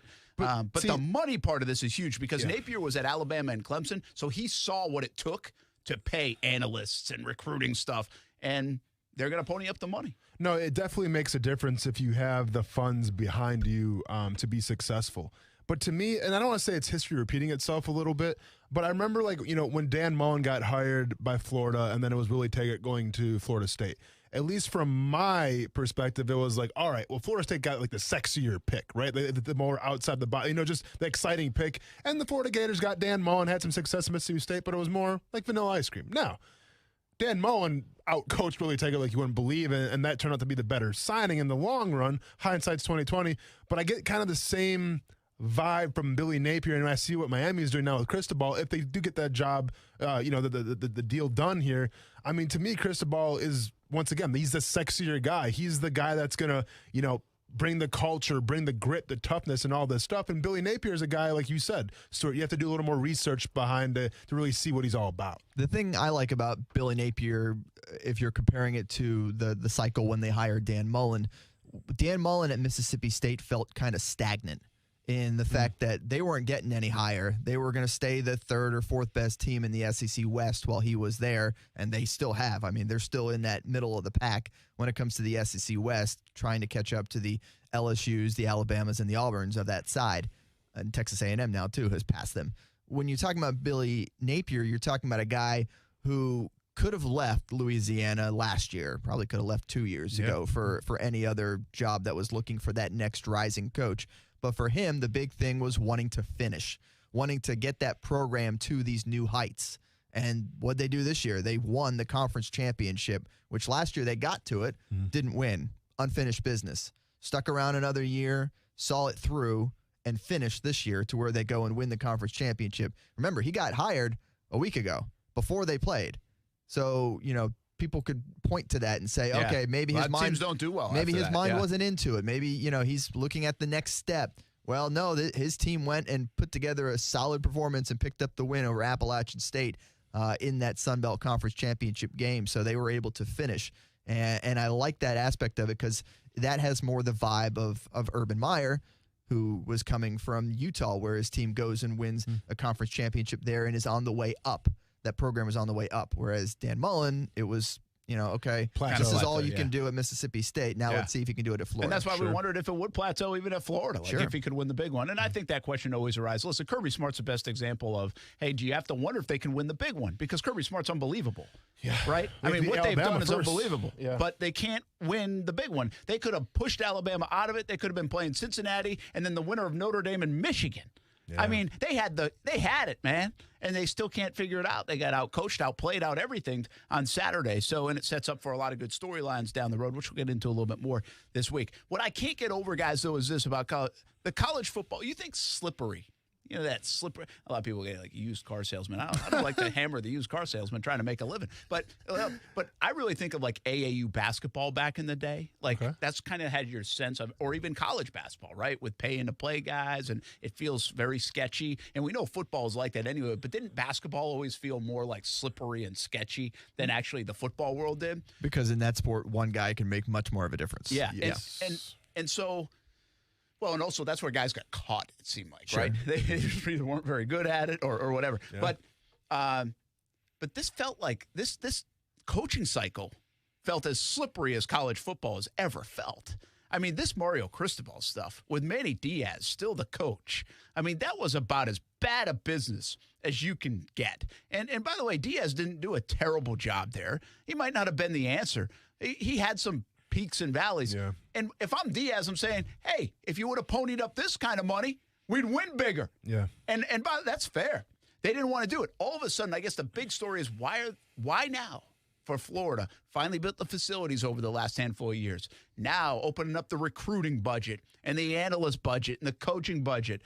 Why Miami? Do you see the kind of money Miami's spending? Oh, yeah. It's like $8 million to buy out Diaz, $9 million to buy out Cristobal, $8 million to pay Cristobal over like a 10-year period. It's unbelievable the kind of money all of a sudden they're spending. Mm-hmm. It's like, welcome to the game, fellas. Yeah. If you want to be a part of it. We've been waiting for you. You got to spend. Mm-hmm. And now they finally realized it. They basically now know, it took them a long time. They're late to the game. But if you want to belong and make big dollars like Alabama does and just print money and play in that kind of game, well, then you better spend it first. Yeah, you got to spend money to make money. Yeah. Was it scared money doesn't make money? Is that scared money doesn't make money? That's the new, that's a big Billy Napierism as well. He likes to use that one a lot as well. That. So I think that's the fascinating tell, though, over the last couple of weeks, and especially here in the state of Florida, that these proud programs finally said, all right, it's time to pony up more money. It's true. You know what else? Can't go broke making a profit. Oh, like that. Think about that one. Like that. Can't go broke making a profit. Unless you rush for 2 yards and you need at least 3.5 to get to the first down. But I'm just saying, coach speaking out. Yeah. Don't quote me on that stuff. In 4 years, will Billy Napier have a better record and a better resume than Dan Mullen had in his 4 years? That's tough. It's tough because, look, I mean, if you look at Mullen's resume just from a 4-year standpoint, obviously you include this year into it, he made 3 New Year's Six Bowls in 4 years. Yeah. That's kind of the point of the question. Yeah. It's not like he was awful. Played in Atlanta. I mean, when you're playing in the toughest conference in the country, look, not everyone's going to be Nick Saban, Mm-hmm. So, or Kirby Smart at this point. Well, Kirby Smart's seeing that right now, that he can't be Nick Saban. So, yeah, it begs the question, are you going to have, what are you looking for, really? Like, what do you want your coach to be? Do you want him to be the best coach in the world? Because there can only be one of those. And as of right now, he resides in Tuscaloosa. So everyone else is chasing a standard that only one person can reach. So you have to come up with these proper, I guess, goals and mindsets, benchmarks. There you go. Great word for it. Benchmarks of what you're trying to get to. Now, if that's, okay, we're going to go to Atlanta once every 2 or 3 years. We're going to win a conference championship once every, say, five years. But is that enough? If it's not, you're talking about really high benchmarks that you're trying to meet with the schools that you're competing against. I hope that Billy Napier is able to reach a 4-year, kind of success that Dan Mullen did and have his team in that national picture. I think the key is in these next 4 years, can he make it to the college football playoff? That's what Dan Mullen didn't do. Yeah. Can you get past that? If you do that, the record maybe isn't as important. The New Year's Six Bowls aren't as important, even if it's a build, right? Yeah. Like, say, next year it's the Peach Bowl. The year after that, it's like 10-2. Yeah, get there in 3 years. Playing for the SEC championship. The third year, it's being in the college football playoff. Then I think he's successfully done better than Mullen. Hey, by the way, if Billy Napier can get Nick Saban to retirement and survive all that, then that might be the biggest milestone. Hey, we're going to take a break. We'll be back. Action Sports Jax on ESPN 690.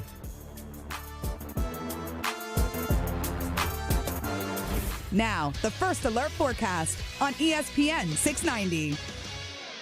Today, we will have fog early on, but a mix of sun and clouds throughout the remainder of your day. It will be a warm one with highs to near 80 degrees. Mostly cloudy tonight with patchy fog developing late with temperatures mild in the mid-50s. I'm meteorologist Stella Sepedjic, and that's your Action News Jax First Alert Forecast. The Weather Center is brought to you by Beards Diamonds, where the anniversary sale's been extended through Christmas Eve. Save up to 41% store-wide. Jeeps, Chevys, Fords, Hondas, Toyotas, and more. Toyotathon is on, including all makes and models at Arlington Toyota Pre-Owned. Arlington's got 300 used available. Plus, you'll buy with total confidence thanks to Arlington's 30-day exchange program that comes with your purchase. That's 30 days to love your purchase or exchange it. Toyotathon is on, even on used at Arlington Toyota. Shop in person, 10939 Atlantic Boulevard, and online at arlingtontoyota.com today. Visit arlingtontoyota.com/Toyotathon for full details. I'm Marcus Roberts, a jazz pianist and a proud graduate of the Florida School for the Deaf and Blind, a state public school available at no cost to eligible K-12 Florida students who are deaf, blind, or both. FSDB prepares students for a lifetime of success, allowing them to do more, be more, and achieve more. For more information, call 800-342-3732 or visit www.fsdbk12.org. Men, did you know that over half of all males suffer from ED or PE? Both of these conditions are highly treatable. Ladies, if your man is suffering from ED or PE, he should talk to the specialists at Prime Men's Medical Center. If you're not the man you used to be in the bedroom because of ED or PE, the specialists at Prime Men's Medical Center offer custom-blended medications. There's no pain or surgery. If you have diabetes, high blood pressure, or prostate issues, not a problem. If Viagra, Cialis, or Levitra have let you down, Men are now lasting 30, 60, 90 minutes or longer. And best of all, it's affordable. for a private consultation with our highly skilled physicians at Prime Men's Medical Center, call 904-664-8217. That's 904-664-8217. You'll see results on your first visit, guaranteed, or your consultation is free. Call Prime Men's Medical Center at 904-664-8217. Playing golf is an important part of how I stay active. On the course, every shot counts, and the same is true in the fight against COVID-19. If we each take a shot at defeating COVID-19, then together we all win. In the fight against COVID-19, every shot counts. Schedule your shot today.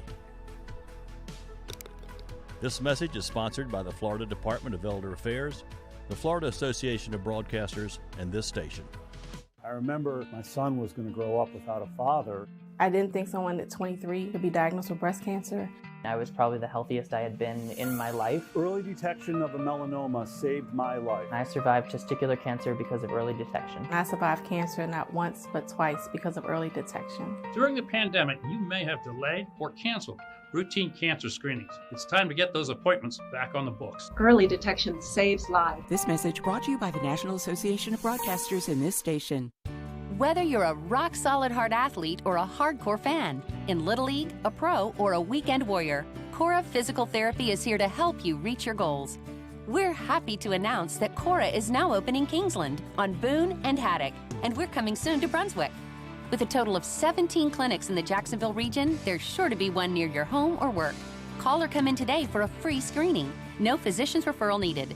CoraPhysicalTherapy.com, treating everyone right.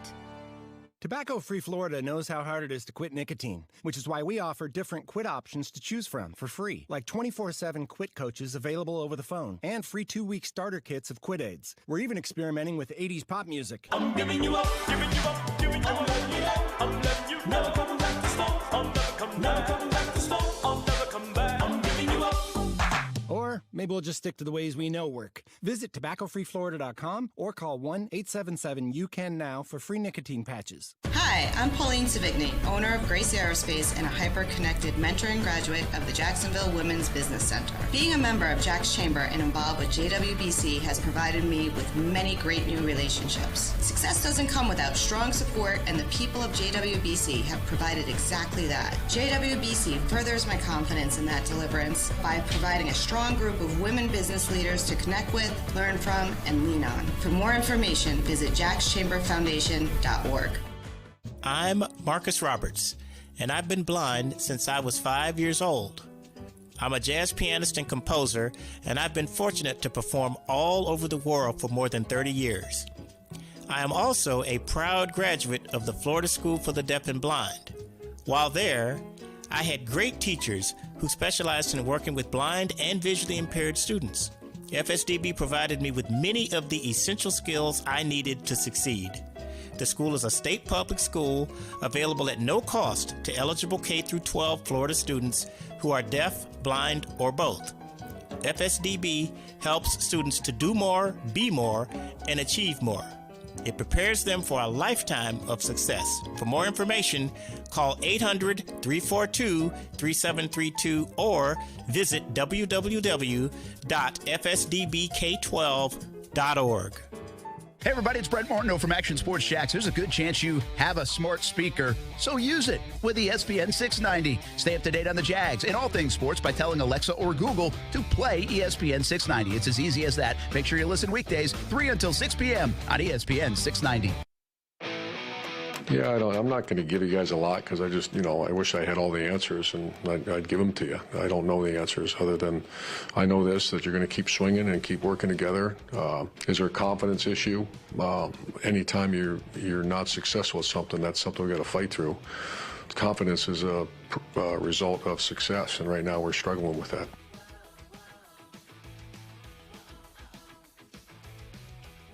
How disappointing is Urban Meyer to this point? The Jags are disappointing at 2-10.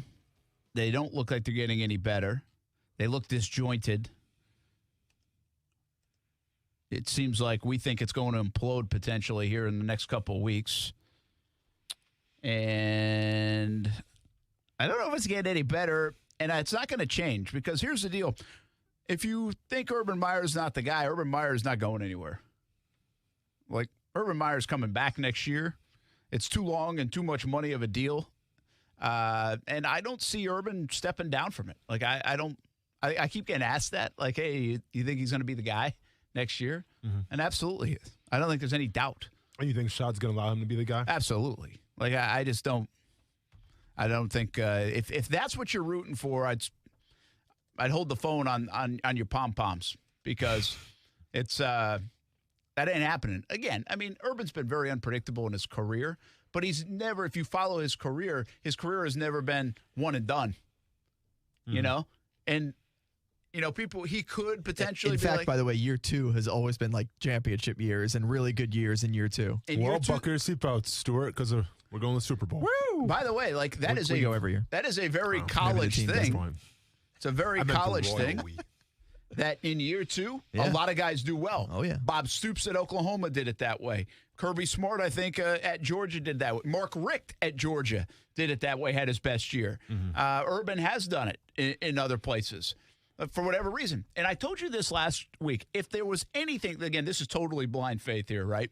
But if there was something I said this to somebody else today again.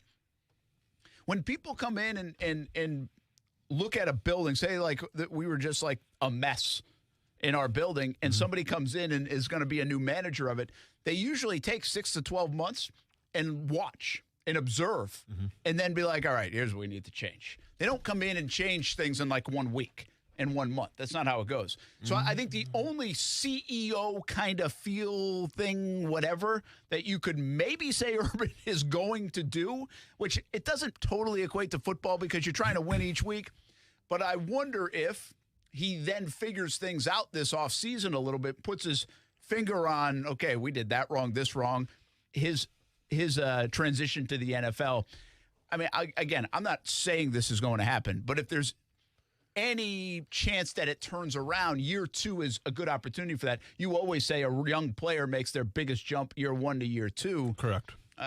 Not always, but it usually can happen like that. Maybe in this sense, the coach, the CEO, Urban Meyer, is just like a rookie player in the NFL and makes a big change, a big jump, a big swing on the upside in year 2. Right now, I think that's the only thing to kind of wish for. No, for sure. But we're talking about player versus coach now. Like, yeah, players are going to make progress because it's in your DNA. I mean, you get accustomed to the NFL, and you improve. From coaching, I feel like it's different because you can't let your play justify your improvement. You have to let your personality and the way you run things justify your improvement.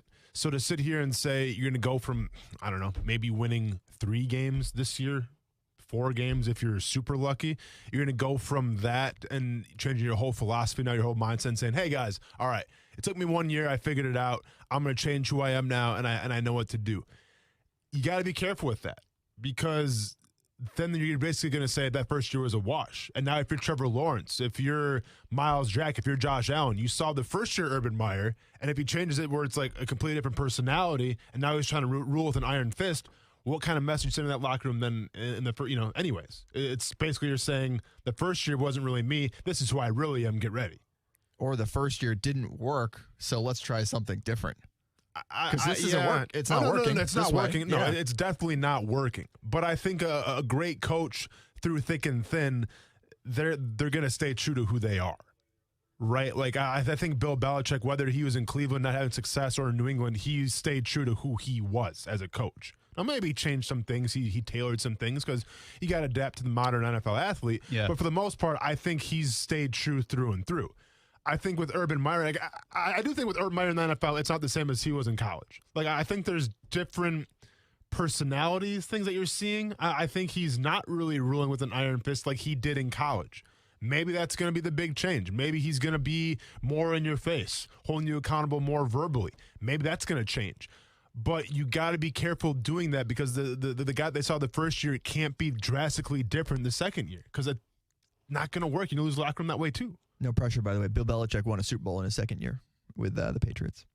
Yeah, second year, second job. Second job. That's also true. The point being, though, seriously, like I know we associate this with players. The coaches, it does happen too, collegiately and the NFL, where you see a bump. I think for a variety of reasons, but you can see it and you do it. And so that is, to me right now, that is what I would latch onto and hope for and look for because, again, what I'm trying to tell you is he's not going anywhere. Yeah. The Jags are not – Shad Khan's not firing him. And I don't think he's walking away. And you could maybe talk me into believing it, and then I would say he ain't walking away with 2-15 on his record in the NFL or 3-14. But what happens if he loses the locker room and Shad Khan sees that? But then you have to cut ties. No way. It's not Shad Khan's MO, man. I mean, he's been about as loyal as you can be. In the NFL. It's not I mean, he cut Mike Mularkey after a year. Yeah, and that wasn't because he lost the locker room. That was because Gene Smith and Mike Mularkey said you could go to the playoffs. They told him that, and then he went 2-14. So what's worse, underachieving in terms of your record output or losing a locker room? In my opinion, it's losing a locker room. Like, I'd rather have a coach tell me, okay, we can go to the playoffs, and maybe he lied to you. Maybe he's trying to save his job, so be it. You let him go. I would be a lot more ticked off if you lost the locker room on your watch. I'd be a lot more ticked off if guys are disgruntled and guys are going to the media complaining. Yeah. Well, none of that's happened. I'm so he's saying, got 5 weeks for that. No, to for happen. sure. But I'm saying if it does implode and things get worse before they get better, and I'm Shad Khan, I would be a lot more ticked off at that than I would with Mike Mularkey under-delivering on how many games you're going to win the first year. The right move for Shad Khan, depending on really what he sees in that building and everybody else sees in that building, and if everybody's got, like, taken the lie detector test, then, like, the best move might be to move on and move away faster and not and get someone in here that's going to take care of Trevor and turn this in the right direction. Just be like, all right, we tried this thing. We can already tell this isn't going to work. Instead of getting deeper and deeper into the mess. First of all, again, it really has not been the MO of Shad Khan to do that. Now, you bring up a good example with Mularkey. I think that was a little different circumstance. He was very loyal and hung on maybe too long with Gus. Did the same thing potentially with Marone and Caldwell. I mean, that's been more what Shad Khan has done. I think a super patient owner is really the book on Shad Khan. And this is his guy. There's got to be some ego with Shad involved. He gave him a lot of money. He went and got him. He really targeted him. And there's a belief in there. I don't know what that belief is. I don't know what's being said behind closed doors. I don't know if some of that belief has wavered. Yeah. But I think it did during the incident, but I don't know since then on the field. But, I mean, what's being said behind closed doors, what's being said in public is that Urban Meyer lost Shad Khan's trust, and he had to earn that back. Like, that was in public. So what's being said behind closed doors that we're not privileged to hear? True. I mean, I saw him at dinner the other night, and they were still having dinner. Huh? I mean, so it's not like they're not talking to each other. You know what I mean? Yeah. I feel so they were like at In-N-Out Burger too. That's crazy. Oh, did you guys do In-N-Out? That's crazy. Yeah, and they did on that night. But it did have a burger, by the way, though. It just wasn't an In-N-Out burger. Okay. I just think everybody who thinks this isn't going to work, you might be right. But I'd also just tell you, Gifts is going to be the head coach in September of 2022. Yeah. It's going to be Urban Meyer. That's my belief. Maybe something crazy happens in between now and then, and that is still the caveat here. Like, if something else crazy happens, I think it's like, all right, that's it. But I don't mean 5 more losses. That to me isn't crazy enough for this thing. Not crazy. It's very plausible. It's very plausible and kind of not crazy around these parts, right? That part is going to be an interesting one to watch, and what changes he makes, because it's crystal clear right now that this staff is not clicking. I mean, it's crystal clear. And whether that's Urban because he doesn't know what's going on, and he's saying Bernie Parmalee, I'm not sure why he's not in the game, or Darrell Bevel, I'm not sure why he's calling that play. And that's Urban, but it also shows you that there's some disjointed nature of this staff right now, especially on the offensive side. It's definitely disjointed. But then you saw this in the Dallas preseason game where it looked like Urban Meyer said, hey, we need to start throwing the ball a little more, going a little more vertical, and giving Trevor Lawrence some confidence, because this whole just, stalemate, run, pass thing isn't going to work for us. So you got the sense that Urban Meyer took it upon himself to say, okay, this Dallas preseason game, let's air it out a little more. Let's give Trevor some more confidence. And he did. Where is why isn't James Robinson playing? Why is our offense so, where does that come out? You did it in preseason. Why can't you do it in the regular season when it counts? Well, I think that's the biggest problem right here this week is not only the James Robinson story, which is the story here in town, and we continue to harp on it and talk about it and try to make sense of it, which makes no sense. But also what we said a little bit earlier in the show is you talked about up-tempo. You said you thought that's where you want to go. This offense is evolving. That's what they said coming out of the Atlanta game last week is that, hey, we think we found a little something. Can you do it all the time? No, but we're going to do more of it. I can't remember when they did it, like of any magnitude the other day. Like it's like they didn't practice what they preach. How many other offensive minded? And correct me if I'm wrong. Is Urban Meyer an offensive minded coach or not? Yeah.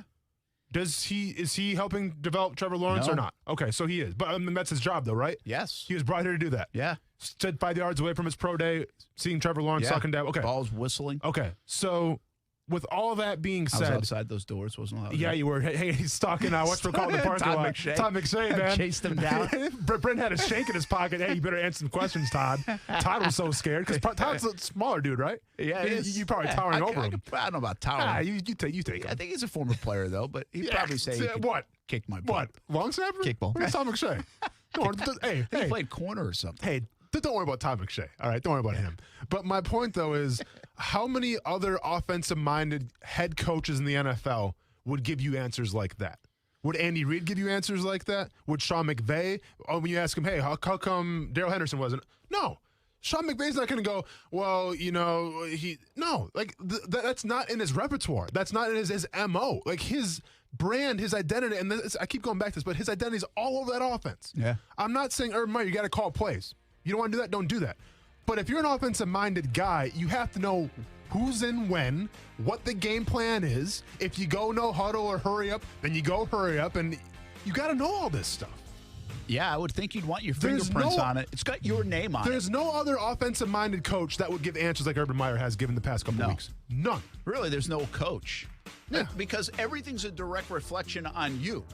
Like, you know that. You understand that. Like, it's on you. It doesn't matter what Darrell Bevel calls. Mm-hmm. You hired him. He called it. It's really your fault. Mm-hmm. That's the way the position works. That's the way that job works. And it's like doesn't understand that all of a sudden. I mean, he's been in the business for 35 years. Of course he understands it. What is he doing? Yeah. Has he lost his fastball? Has he just lost touch with coaching, like at the time off? I mean, the time on TV? One could argue the thing at Cincinnati maybe hurt the ego, hurt the confidence a little bit. Like, is he handling, like he's almost handling losing too well? Is he comfortable now Start being throwing 2-10? Start throwing chairs at chalkboards. Let's get it. I feel like he's comfortable being 2-10 right now, knowing that they're not very good and it's on to next year. Doesn't matter what the record is. That is not the Urban Meyer anybody knows, and that's not the Urban Meyer I think Shad Khan hired. I think Urban Meyer wants to go shock your mock season. Well, we're almost there. I'm sure he's a fan of it. It's getting here in a hurry. Casey, hey, go try to get that theme song ready, man. I hope he's not listening to the show these days. Might not be a fan of any of it. Yeah. By the way, go Lions. Go win some more, guys. All right. We'll be back on ESPN 690. I have this real question. Who would you rather be right now? The Lions organization or the Jags organization? Don't answer that yet. We'll be back on ESPN 690. This is Action Sports Jax. I think I'm getting closer and closer to doing the anatomy of the screenplay. I mean, what the hell? I mean, why can't we run a screen in Jacksonville for 14 years since I've been here? 14 freaking years we can't run a screenplay. And then on defense, we can't stop the damn thing. They can't stop a screenplay. We can't run a screenplay. What is going on in Jacksonville? I mean, it's unbelievable. They run screenplays in high school. Now is the time to get an estimate on replacement windows. American Window Products of Jacksonville is a high-volume dealer offering a huge selection of products to keep your costs low. New windows from American Window Products can lower your energy costs and increase your curb appeal and security, all without breaking the bank. Call American Window Products for a free estimate at 904-667-0873 or visit AmericanWindowProducts.com. Once in a lifetime savings. During the holidays? It's never been done before. Beards Diamond's incredible 41st anniversary sale. Everything store-wide is on sale up to an unbelievable 41% off. But it's only happening until Christmas Eve. If you're popping the question this Christmas or celebrating a big anniversary, you do not want to miss this once-in-a-lifetime sale. Beards Diamonds always has the largest inventory in North Florida. But now there's even more. Designers have sent their best stuff, especially for this sale. Loose diamonds, mounted diamonds, diamond earrings, necklaces, and more. All on sale up to 41% off. Beards Diamonds has been family owned and operated in Jacksonville for over 41 years. And to say thank you, they're discounting everything in the store up to 41% off. A sale so big, it's never been done before. Because Beards Diamonds will never be beat on price. Beards Diamonds 41st anniversary sale. Going on now till December 24th. At the St. John's Town Center or at beardsdiamonds.com.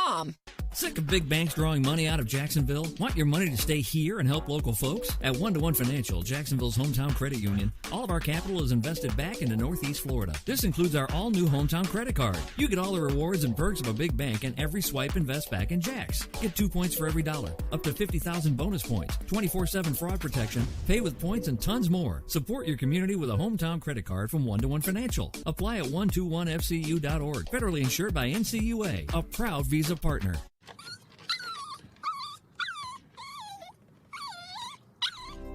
After a long day, having my dogs greet me at the door with their silly smiles and wagging tails makes me happy. I want to keep that joy with me for years to come.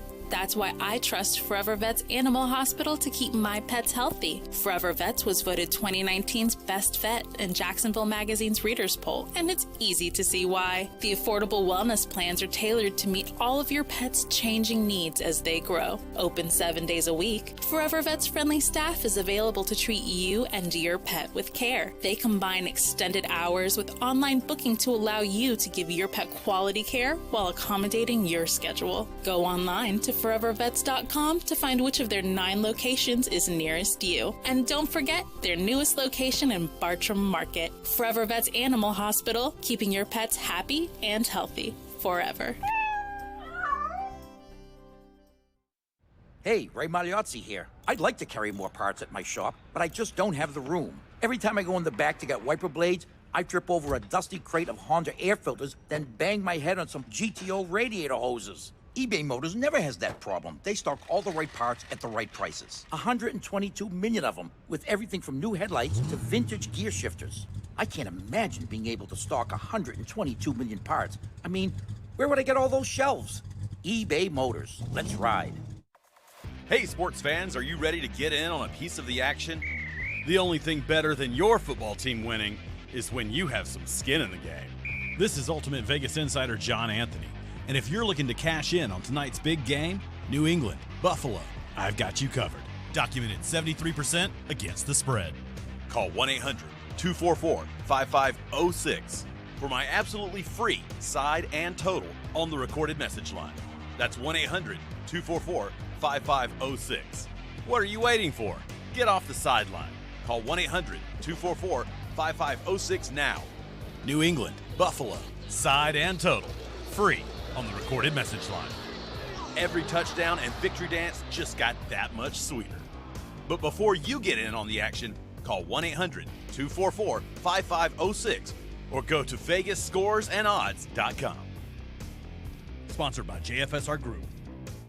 The right time for the best water is right now. CGC Water Treatment wants to make sure your family's water is clean, healthy, and tastes great. CGC Water's done that for my family for a handful of years now, and it all starts with a Connecticut system. American-made and installed by the pros at CGC Water Treatment. Contact CGC Water Treatment now for your free water test. Connecticut systems remove up to 99% of contaminants. Remember, if you're not filtering your water, you are the filter. Don't be the filter. Connecticut makes the world's most efficient softeners, twin-tank, non-electric systems that use less salt and water during regeneration. Right now, save up to $600 on select system packages. Financing available with approved credit. Just call CGC Water at 904-552-1242 and ask about the Conway Club, the new service program that will save you money on salt, filters, delivery, parts, and labor. Call 904-552-1242 or visit cgcwater.com. Proud partners of the Jacksonville Jaguars and your local independent Connecticut dealer. The NFL is on. Key, Jay, and now Max Kellerman. Here's a guy that you drafted in the first round that you think could potentially be the successor to Aaron Rodgers in the future, but could he at least be a damn backup? Keyshawn, J. Will, and Max. Weekday mornings at 6 Eastern on ESPN Radio and on ESPN2. Yeah, it was exactly right. Trying to pull it, get on the edge there. I thought there was a good look out there. I had blockers, so just trying to make a play there on third down. Felt good about the decision, but just got to secure the ball. Kind of got caught on Carlos's hip, so I just got to make sure if I'm pulling it, got to get it all the way out of there before I start running. So just got to be cleaner there. That is Trevor Lawrence. Oh, man, I hope we see something out of Trevor the last 5 weeks. Hey, quick, out of the UNF, check out UNFospreys.com. Baseball team announced a 55-game schedule earlier today, so you can see that schedule, UNFospreys.com. They're filling up with some local talent, especially in that 2022 class. Also, Jazz Bond, honored as co-ace on Women's Basketball Player of the Week. She has been impressive in her career for the Ospreys. The Ospreys are good. Check out the UNF men and women. Both be home Saturday and Sunday this weekend. UNFospreys.com for tickets. Is their volleyball team still doing the thing, too? I feel like their volleyball team they're into the Elite Eight of the NIVC, which think NIT, but for women's volleyball. I was going to say, so that's watching like a on new ESPN thing, Plus. It's a new thing, yeah. But yeah, so they got a sweep in the round of 16. They're on to the Elite Eight. Yeah, they're doing good. That's good. They had a By the way, record-breaking Jazz Bond almost had a triple-double. She had like... In volleyball? No, in basketball. Oh, sorry. My bad. I thought we were still in volleyball. My bad. I think they probably have that in volleyball, too. I don't know. Kills, blocks, and assists. There's no way someone's going to... There's not a lot of Russell Westbrooks digs, and assists, in volleyball. blocks. Yeah, I guess you could do a triple-double. I guess you could. Anyhow, she had like 8 or 9 blocks, 8 or 9 rebounds to go with like 30-something points. So Jazz Bond filling up the stat sheet. She's a very good player. Should call her Mrs. Thanksgiving. I'll allow it. I'll allow it. No, Miss I'll allow Thanksgiving. that. Miss Thanksgiving. Yeah, I call her Miss Thanksgiving. All right. Yeah. Who's the dirtiest guy on this in the studio? Dirtiest player. The only one who's an actual player? Yeah, that'd be you. Like you like to get in fights. in terms of you'd gouge eyes if you had to. Oh, I keep my space pretty tidy. I don't. Yeah. Okay. So, but He anyway, literally fights people. I mean, what? yeah. Like, but Not if dirty. if it took being Not dirty yet. to win, you do it. Oh yeah, I'm eye gouging. You better believe it. Okay. Was the Jalen Ramsey Oh, here we go. head slam on Trevor dirty play? Will he get fined for that? Because I'll be honest with you now. Again, I know I'm looking at it from Trevor's angle. Yeah, you are. But I didn't see the leg twist like I saw the Mac Jones leg twist. Did you watch a footage that wasn't full, like half speed? Like, go back and watch the play like as it played out full speed. Like, it wasn't that big of a deal. Like, yeah, he so I think with Jalen Ramsey, when he got rolled up on, Trevor twisted a little bit. Yeah. And it was just instinct. It wasn't like Jalen Ramsey was trying to, like, hit him. I just think Jalen Ramsey was like, oh, hey, man, watch my knee. And then he pushed his head down. Like, because that's what I would have. Seriously, if I was Jalen Ramsey, I would do the exact same thing. Yeah, but he pushed his head down, then kicked him in the head. Okay, I didn't see the kick part. I just saw the push part. Here's what I'm kicked him? I'm gonna defend Jalen a little bit here. Where I think when he did get twisted up on the tackle, like I'm not sure Trevor twisted him, but he completed the tackle and his leg got kind of awkwardly. Like I think it scared him. Yeah, for sure. I think it scared him, That's but I don't know instant. if he did. Like the Mac Jones one looked like it was pretty dirty. I'm Yeah, not sure yeah, yeah. Trevor initiated anything the dirty other Grayson than the Allen tackle. school of tackling. Oh, hey, easy now. He's walking Jacksonville. back. Both Jacksonville, we by teach the that way. around I'm here. talking about walking That's what we bucks like teach that. at That's what we Jim? teach in the 904. That's what we teach All here. I'm saying, though, is Tell what you Trevor what. did, and it wasn't intentional, just kind of worked with that. But if my mom did that to me, my mom's going to head push. Try me. Hey. Try me for the holidays, Mom. You know, hey, Jalen once said he would tackle his grandma, then couldn't tackle Yeah. whoever last week, right? I'm just Aaron saying, Rodgers. Couldn't get him. Couldn't get him. Too I'm slow. saying, when I get to go home and my mom hadn't seen me watch, she's like, oh my God, Oz, and she tries to do that, head push. Don't go for my legs. By the way, I'll give Trevor wasn't complaining about it, but they obviously were watching that in the locker room after. It was interesting. They'd all seen the video. Urban addressed it, and so did Trevor. It's good that we know what Jalen Ramsey's doing, but we don't know what the running back rotation's doing. Very good point. Very good point. Literally watching on the Urban, Microsoft you saw iPod that or whatever. video, but did you see the stat sheet? Yeah. Yep. We'll be back. Our travels to the West Coast were quite entertaining. Oh, I can't wait to. Hey, nothing beats getting my cell phone back, going online, and seeing all your guys' stuff unfold. I think on Friday night I could have kicked your ass in a cage. I was so pissed. We'll be back. Football at 5. Looking for a great career that can take you places? The Jacksonville Transportation Authority offers miles of opportunity, and the JTA is now hiring bus operators. We offer competitive pay and benefits with a starting wage of $16.43 per hour. We're offering hiring bonuses from $10,000 to $15,000. CDL training is available, and JTA will pay for relocation to Florida. And the Sunshine State has no income tax, so your paycheck goes further. Stop looking for a job. Get yourself a new career with the JTA. For 50 years, Taylor has been a leader in caring for the elderly. Providing quality, compassionate care has always been our mission. At Taylor Care Center and Taylor Manor, our recipe for success has always been our exceptional team. They work tirelessly to ensure that your family member gets the best care possible. When residents were not able to spend time with you and your family, our team stepped up to celebrate birthdays, anniversaries, and special occasions. Our dedicated staff is among the best in the business. Taylor Residents, providing safe, compassionate care every day.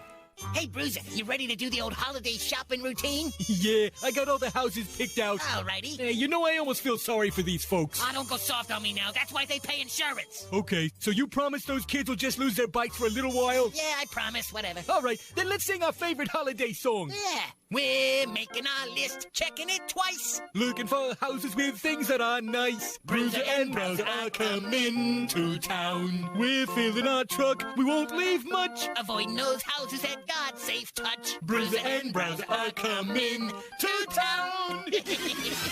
Crime does increase during the holidays. Hi, I'm Lester Jax, owner of Safe Touch Security Systems. Our new Safe Touch two-way communicator saves lives and prevents property loss every day. Our average response time is an incredible 14 seconds. Nobody can match our servers or our price. You have my guarantee on it. Call SafeTouch today at 888-723-8682 or go to safetouch.com. State license number EF233. You want to feel important. You want to be a part of something bigger, something that matters and can help change things. You want to feel like you belong. We know. We felt that way too. And that's why we did something about it. We aren't just Army National Guard soldiers. We are normal people just like you. And together, we can make a difference. Take on your legacy. Visit NationalGuard.com to find out more. Sponsored by the Florida Army National Guard. Aired by the Florida Association of Broadcasters and this station. Broadcasting live from the ESPN 690 Anajar and Levine studios. Anajar and Levine Accident Attorneys. Call 904-600-4000. That's 904-600-4000. ESPN 690. Jacksonville's home for ESPN Radio. WOKV Jacksonville. Listen live everywhere you go on ESPN690.com. ESPN 690, a Cox Media Group station.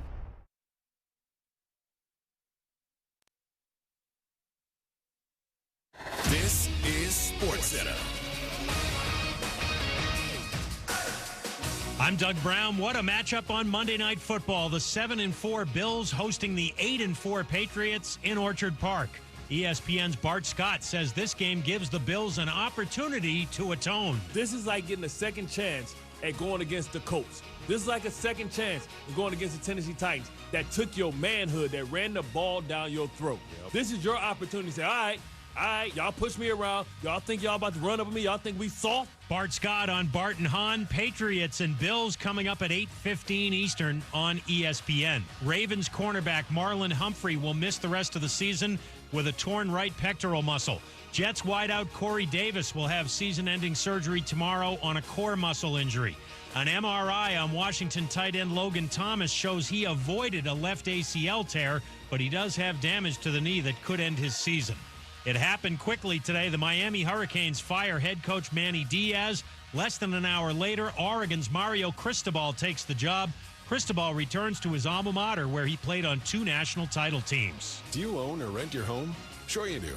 Fortunately, Geico makes it easy to bundle your home and car insurance. It's a good thing, too, because having a home is hard work. Go to geico.com, get a quote, and see how much you could save. Geico.com. Easy. Broadcasting live from the ESPN 690 Anajar and Levine studios. This is Action Sports Jax on ESPN 690 with Brent Martineau and Austin Lane. I don't want to go into baffle. It's just, we're searching for answers right now. And how do you find answers? You go to work, and we're going to go back to work. I don't mean to be redundant in coach speak, but there's nothing else I can tell you. Is it frustrating for everybody involved? Absolutely. Are we better than that? Absolutely are better than that. Do we have better players than that? Yes. Do we have better coaches than that? Yes. So now it's time to go produce. And like you said, we're right there. So 13-7, I believe you're right. And then we have the ball, and then we get it also in the second half. That's when a team that knows how to win, right there. You take a lead and you play a field position football with them. Listen, we're criticizing Urban Meyer for a lot of his answers around James Robinson. I thought that answer was really well said. I mean, you do what you do, right? There's no magic potion to fix it. Everybody wants like this defibrillator to come out and change everything. Mm-hmm. You can't do it. You just got to go back to the well. And he just admits they stink right now. They really do, and they have that situation. I'm gonna try to deep dive into that a little bit more this week, because it feels like the Jags have been atrocious in that spot. I retweeted something like, I guess the Giants have been outscored 52-0 in the final couple minutes of the second quarter this year. Yeah. It's worse than the NFL. I can't imagine the Jags are that far behind. And by the way, the Jags, I think, have done a good job winning the toss most of the time this year. And so they get the ball in the second half, which is ideally what people want to do. And they've been awful in that situation. So I do think, and I'd love to I'm not going to probably go this deep a dive in the Brent Sports Bureau, but I bet how you do in the last 4 minutes of the first half and the first 4 minutes of the second half, kind of like basketball teams, right? Okay. Basketball teams talk about that stretch too. Yeah. That how you do in that little middle part of the game probably equates to good teams and bad teams. Yeah, I can come along with you on that. It feels like it. I don't know if the numbers add up to it, but it feels like it. Yeah. Football at 5, Brent Martineau, Austin Lane, Casey Kurtz. Casey, you still awake in there? How we doing, man? Not really. Yeah. Got to check on him. Going through the motions. I get it, man. I get it. It's not good. Casey. So this is where I'm at. I woke up Thursday morning at 9 a.m. As of 9 a.m. this morning, I had slept 9 total hours in those 4 days. So that's where we're at. I don't know how you're even functioning right now, man. And how many I would have went to the bullpen and called Brian up again because there's no way. How many hours are spent in the airport? Too many. 10 in one spot was probably the tough one. But did you get any kind of vouchers or anything, Casey? Or just, yeah, I got a few. That's Yeah. And then last night we spent a few more than intended as well, thanks to the fog. Why can't you fly through fog? You got delayed at the fog? He almost lost his mind last night. I kind of did lose my mind a little bit. I would have lost my mind on I was yelling. on the He was first go dropping around. F-bombs last night. I would have too. I would have been dropping F-bombs, missing out that Lakers game, which you didn't get to go to, but missing out on that Lakers game. And and you know what's crazy is I didn't even know that was happening. Yeah, he didn't So know like about imagine that. like if I don't know, like if it would have worked out and I landed it and then he's like, "Oh, by the way, can't get in." I didn't even hear the whole. So he gets deplaned twice. If you didn't hear the story on Friday, Casey goes through Houston. We fly out at like 6 in the morning. Like we left at 7 in the morning. Okay. Your left at flight 6. was 6. Yeah. His flight was 6 earlier. We got there at 11:15. Yeah. California time. He got there at 9 something. 9 California time. He had to deplane 2 planes in Houston, and he was in the airport for like 10 hours. See, we thought what happened was, because we know that you guys flew separately, we thought that you made him stay behind because there was like an issue where someone had to stay behind, and Brent's like, well, I got to go cover this team, so you're staying behind. So that's what we initially thought happened there, Brent. No, I couldn't. That would have happened. I mean, if it had to. Well, yeah. Yeah. And that would have been, I guess it is what it is. Yeah. Although he doesn't have to cover the team till Sunday, but yeah, no, it's fine. It's fine. It's cool. Yeah, I know. Like, what do you have to do? Yeah. Yeah. But No, that's you're fine. with the fam and everything. I get it. So I mean, he had, but I think, did he tell you the rest of his plans though? Like, so he gets in at like 9 something. I don't think you told us this part. And what'd they do? Put you up at a hotel that night near the airport? So that's one of the things you got? Yeah. And did you get anything else? I have like another flight credit and I have like 18 meals on this airline. You got stock options too? I mean, after all you went through? Sometimes it's worth it, you know. I mean, Weber and I, like, it took us all day to get back from the Houston Super Bowl, and we got like $1,200 in vouchers out of it. And I got to It sit. was worth it. That's cool. I got to sit first class once I finally got on my third plane. Which was the big story because we're like, Houston to LA, it's going to be a celebrity. That's nice. Yeah. Now, it was a singer, but you didn't know who she was. It was some lady that was like a singer, yeah. She was like that older. you were sitting there? Yeah, she was cool. Very good. Yeah. I didn't know that Like part. older or like, so not pop-y, not pop star. Okay. No. Older for sure. I was thinking of they sit next to like but- Meg the Stallion or something. I would know if I was okay. sitting next to me. Because all those like big time people take private planes. So Yeah, sometimes they're. I know, I got you. I'm I mean, just saying unless they're Houston. super cheap. Yeah, but Houston to LA is it's a big one. Yeah, that is a lot of pretty good. opportunities That there is for a some lot of celebs. opportunity, you're Especially right. if he's sitting like one, I like he didn't was think 1A. about it. I could be sitting next to like somebody who's like third on the charts and I wouldn't even know. Well, and like we didn't foresee Casey calling us and dropping that news, so I felt bad for him. So I was just trying to like talk him through it. Yeah, because I couldn't imagine. I was too. Yeah, I mean it was. Horrible. Actually, the text I got from Brent was, "Why didn't you fly with us?" That was my text from Brent. And can we be? That is true. Honestly, is that going to help him right there, Brent? No. But when you text something like that, is that going to help him in that situation? I was just curious, like why? Because I knew he had a voucher, but I didn't know exactly why he didn't take the flight we took. Just pouring the salt in the wound. It doesn't matter though. He didn't. You know, you ain't gonna figure it out then, are you? I was just trying to get behind the scenes of the story, the entire story. Anyway, the best part about Casey is, so he stays in the hotel. He was going to stay in a hotel anyway, but he gets that near the airport. Comped. And then what time do you leave on? He goes and visit. 7. This was part of his plan. He was going to visit his dad in Las Vegas. So he was flying from L. He was going to stay in L.A. for the day, go to the game with us, the Clippers-Lakers game. Yes. The next morning, I mean, he's already got a kamikaze-style trip. Yes. He's going to Vegas. Yeah. And spending the day and then flying back Sunday morning. This so is, he was. This is like a He was a out fine of the watch right airport. now. Everything's got to be perfectly timed up. Yeah. So he was 9 o'clock landing at LAX, even though he was supposed to land at like noon. Yeah. And then he's back on a plane at what time? Saturday morning. 7.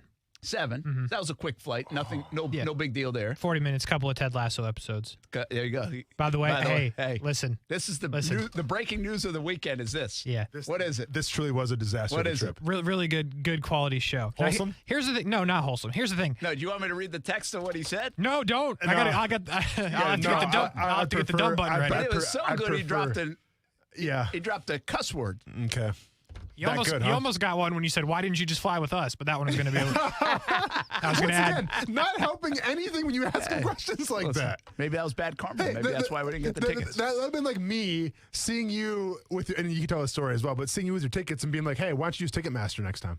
Yeah, well, that's a fair question. Yeah, well, maybe do that. I was a little pissed off I didn't too. So yeah, okay. So just to finish off Casey now, so he goes to Vegas, but like he joins us on Sunday morning. He flies back Sunday, and he joins us at 6 SoFi a.m. Stadium. So that's why I was only sleeping like 3-hour increments. Man. And then last night we're supposed to fly out at midnight, and of course he's cursed, and now he's on our plane. Of course. Yeah. And so we have a some fog sage around him. advisory, not in L.A. but here. So they wouldn't take off on time because they didn't want to land in the fog advisory. I mean, it was thick for sure, but I was trying to get a waiver together, sign it. If we die, we die. But let's go. Yeah, that's where he was at by this point.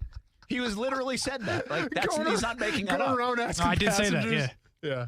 And so we got back at like 9:30, 9 o'clock. Yeah. I don't even know. Pretty much all the passengers on that plane knew each other, if you catch my drift. Sure. So I think we could have probably worked it out. Yeah. Everybody was a little There's frustrated. a lot of Jags people on that flight coming back. Okay. Fans and media and everybody else. Yeah, So we made it back this morning on the red eye. That was my first red eye I've ever had. Oh, yeah? Yeah. Do you sleep? Or do you stay up? I slept. I forced myself to sleep, but I mean, sleep. I didn't have to force myself too hard. But Casey, I woke up like I every can't 10 believe you're minutes. functioning right now, man. That sounds tough, man. Like a trip from hell, honestly. But, It does. I mean, No, but tell him the good. I told him, I said, at some point in this conversation, I said, when you're in Vegas, put something on 33 black. Oh, you went 33 because of Larry Bird, aggressive? Oh. Casey, tell him what happened. It worked out. You did not hit 33 black. It worked out. He hit 33 black? Yeah. How much you put on? Well, we're not going to do that on the radio. Okay. Dang. I don't understand why. We're all friends. Just friends here. We're not gonna do that Dang. part. Christmas bonuses for everybody. Wow. Yeah, no, I don't know about Wait, that. hold up. So it was your money? No, or I told him. No, it okay. wasn't my money. Oh, no, because when I went to I know, Vegas, you you did. said I put won. $100 and you won. I and won. I pay you back. You did. Yeah. I didn't. Okay. I didn't do that to Casey. Oh, that's what I thought you said. I was given no money. No. Oh, Yeah. okay. See, well, then the trip is awesome. Or not. See? I mean, yeah, it was okay. But hey, Yeah. he told me this on Sunday. roller suite He's right like, there. he's like, by the way, I won. He's like, I don't have to pay my mortgage this month. I won 33 black. Dang. And I was like, hey, you can be a little more excited than that. Yeah, well, 33-1. it was a trip from hell, but that's yeah, awesome. trip from hell, but Yeah. And that as I was worth it. telling him you this, got vouchers, free meals, free hotel, first class, Paying and you to 33 go there. black. You're sponsored. Sponsored to go on that trip, but Casey. this was right after my Uber dropped me off at the wrong spot. And I had to walk like a half mile to Brent's TV shot, and then we had to walk a half mile to the stadium. And then I'm sure Brent will get into this. We walked at least 2.5 miles underground to try to find the press room, and then we walked a mile, and then the car we left in was 3 miles away. Oh, I'd have been over it. I'm going back home. Forget it. The problem. There's no way. So anyway, the stadium's unbelievable. All right, it's going to be the stadium's really great. Like it. I mean, Casey, he doesn't like much this weekend, but he'll say the stadium's unbelievable. Stadium and yeah, it's cool. And Ted Lasso is cool too as well. Yeah. Which And was more 33 Larry wholesome? Bird's awesome. Which is more wholesome, SoFi Stadium or Ted Lasso? The stadium. Oh wow! I did cry during Ted Lasso though. Are you serious? Yes. How That's many awesome. episodes you watch? Dude, do you know how many airports and plane? I had 10 hours, dude. I'm done, man. Okay. Anyways. But the problem here's one problem. I just want to give a little bit of advice to SoFi Stadium. Yeah. Like, just tell your employees where things are at. Sure. Or get signage. Yeah. Like you spent $2 billion on the stadium. There's not some app or Can something. you that just can, like say? Is there like some locker app you should room this download? way? Yeah, I downloaded the app. Okay. Nowhere it says like media entrance. Mm-hmm. Like we still never saw a sign that said media entrance, did we? No, still no. You had to ask people, and then even then it was a little sketch. I'm telling you, there were so many people that worked there. Like we went through they have plenty of people that work there. Mm-hmm. The people we asked 25 people like where the locker room was, and it's a little. I can see why it's a little confusing because the Chargers play there too. Sure, you know what I mean. So it's like, where's the away room? Well, you're in the Chargers locker room, I think, at that time. Oh, are you really? Well, the Jags would be. Really? We just go try to find like the post game. We were like nobody knew.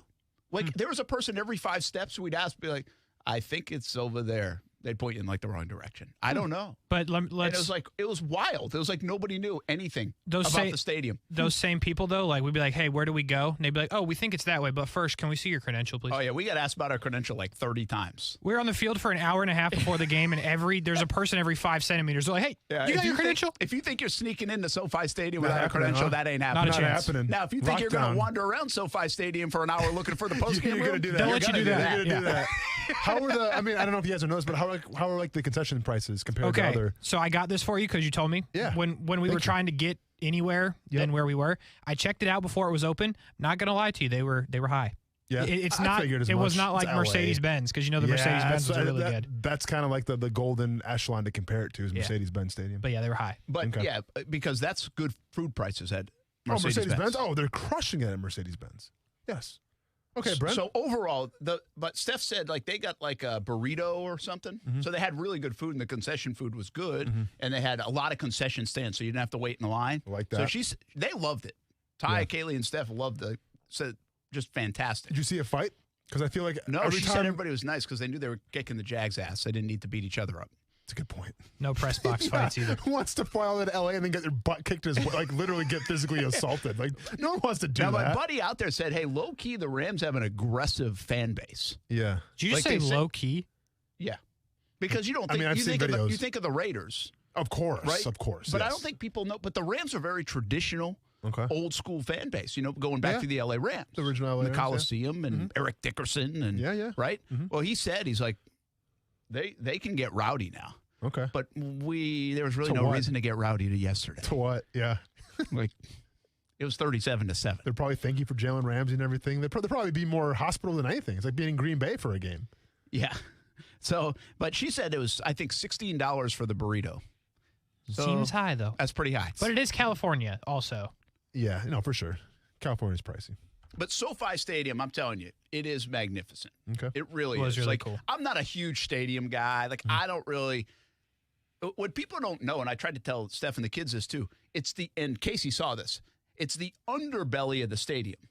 Okay. See, the reason why this stadium's not good anymore is because of the underground. It's a whole different world under there. It is. The buses come down there. They drop your players off, right? You saw this in Indianapolis when you were playing in other places. Yeah, I saw it everywhere. Like, you can fit Mack trucks. Like, seriously, Mack trucks are underneath the stadium. Mm-hmm. I wasn't kidding. We walked like a mile underground. And so, like, it's all of that is, like, really well done. All the TV trucks, all this. Like, you can just do anything you want underneath the stadium. And then on top of it, it does feel like you're in like this video game in the stadium.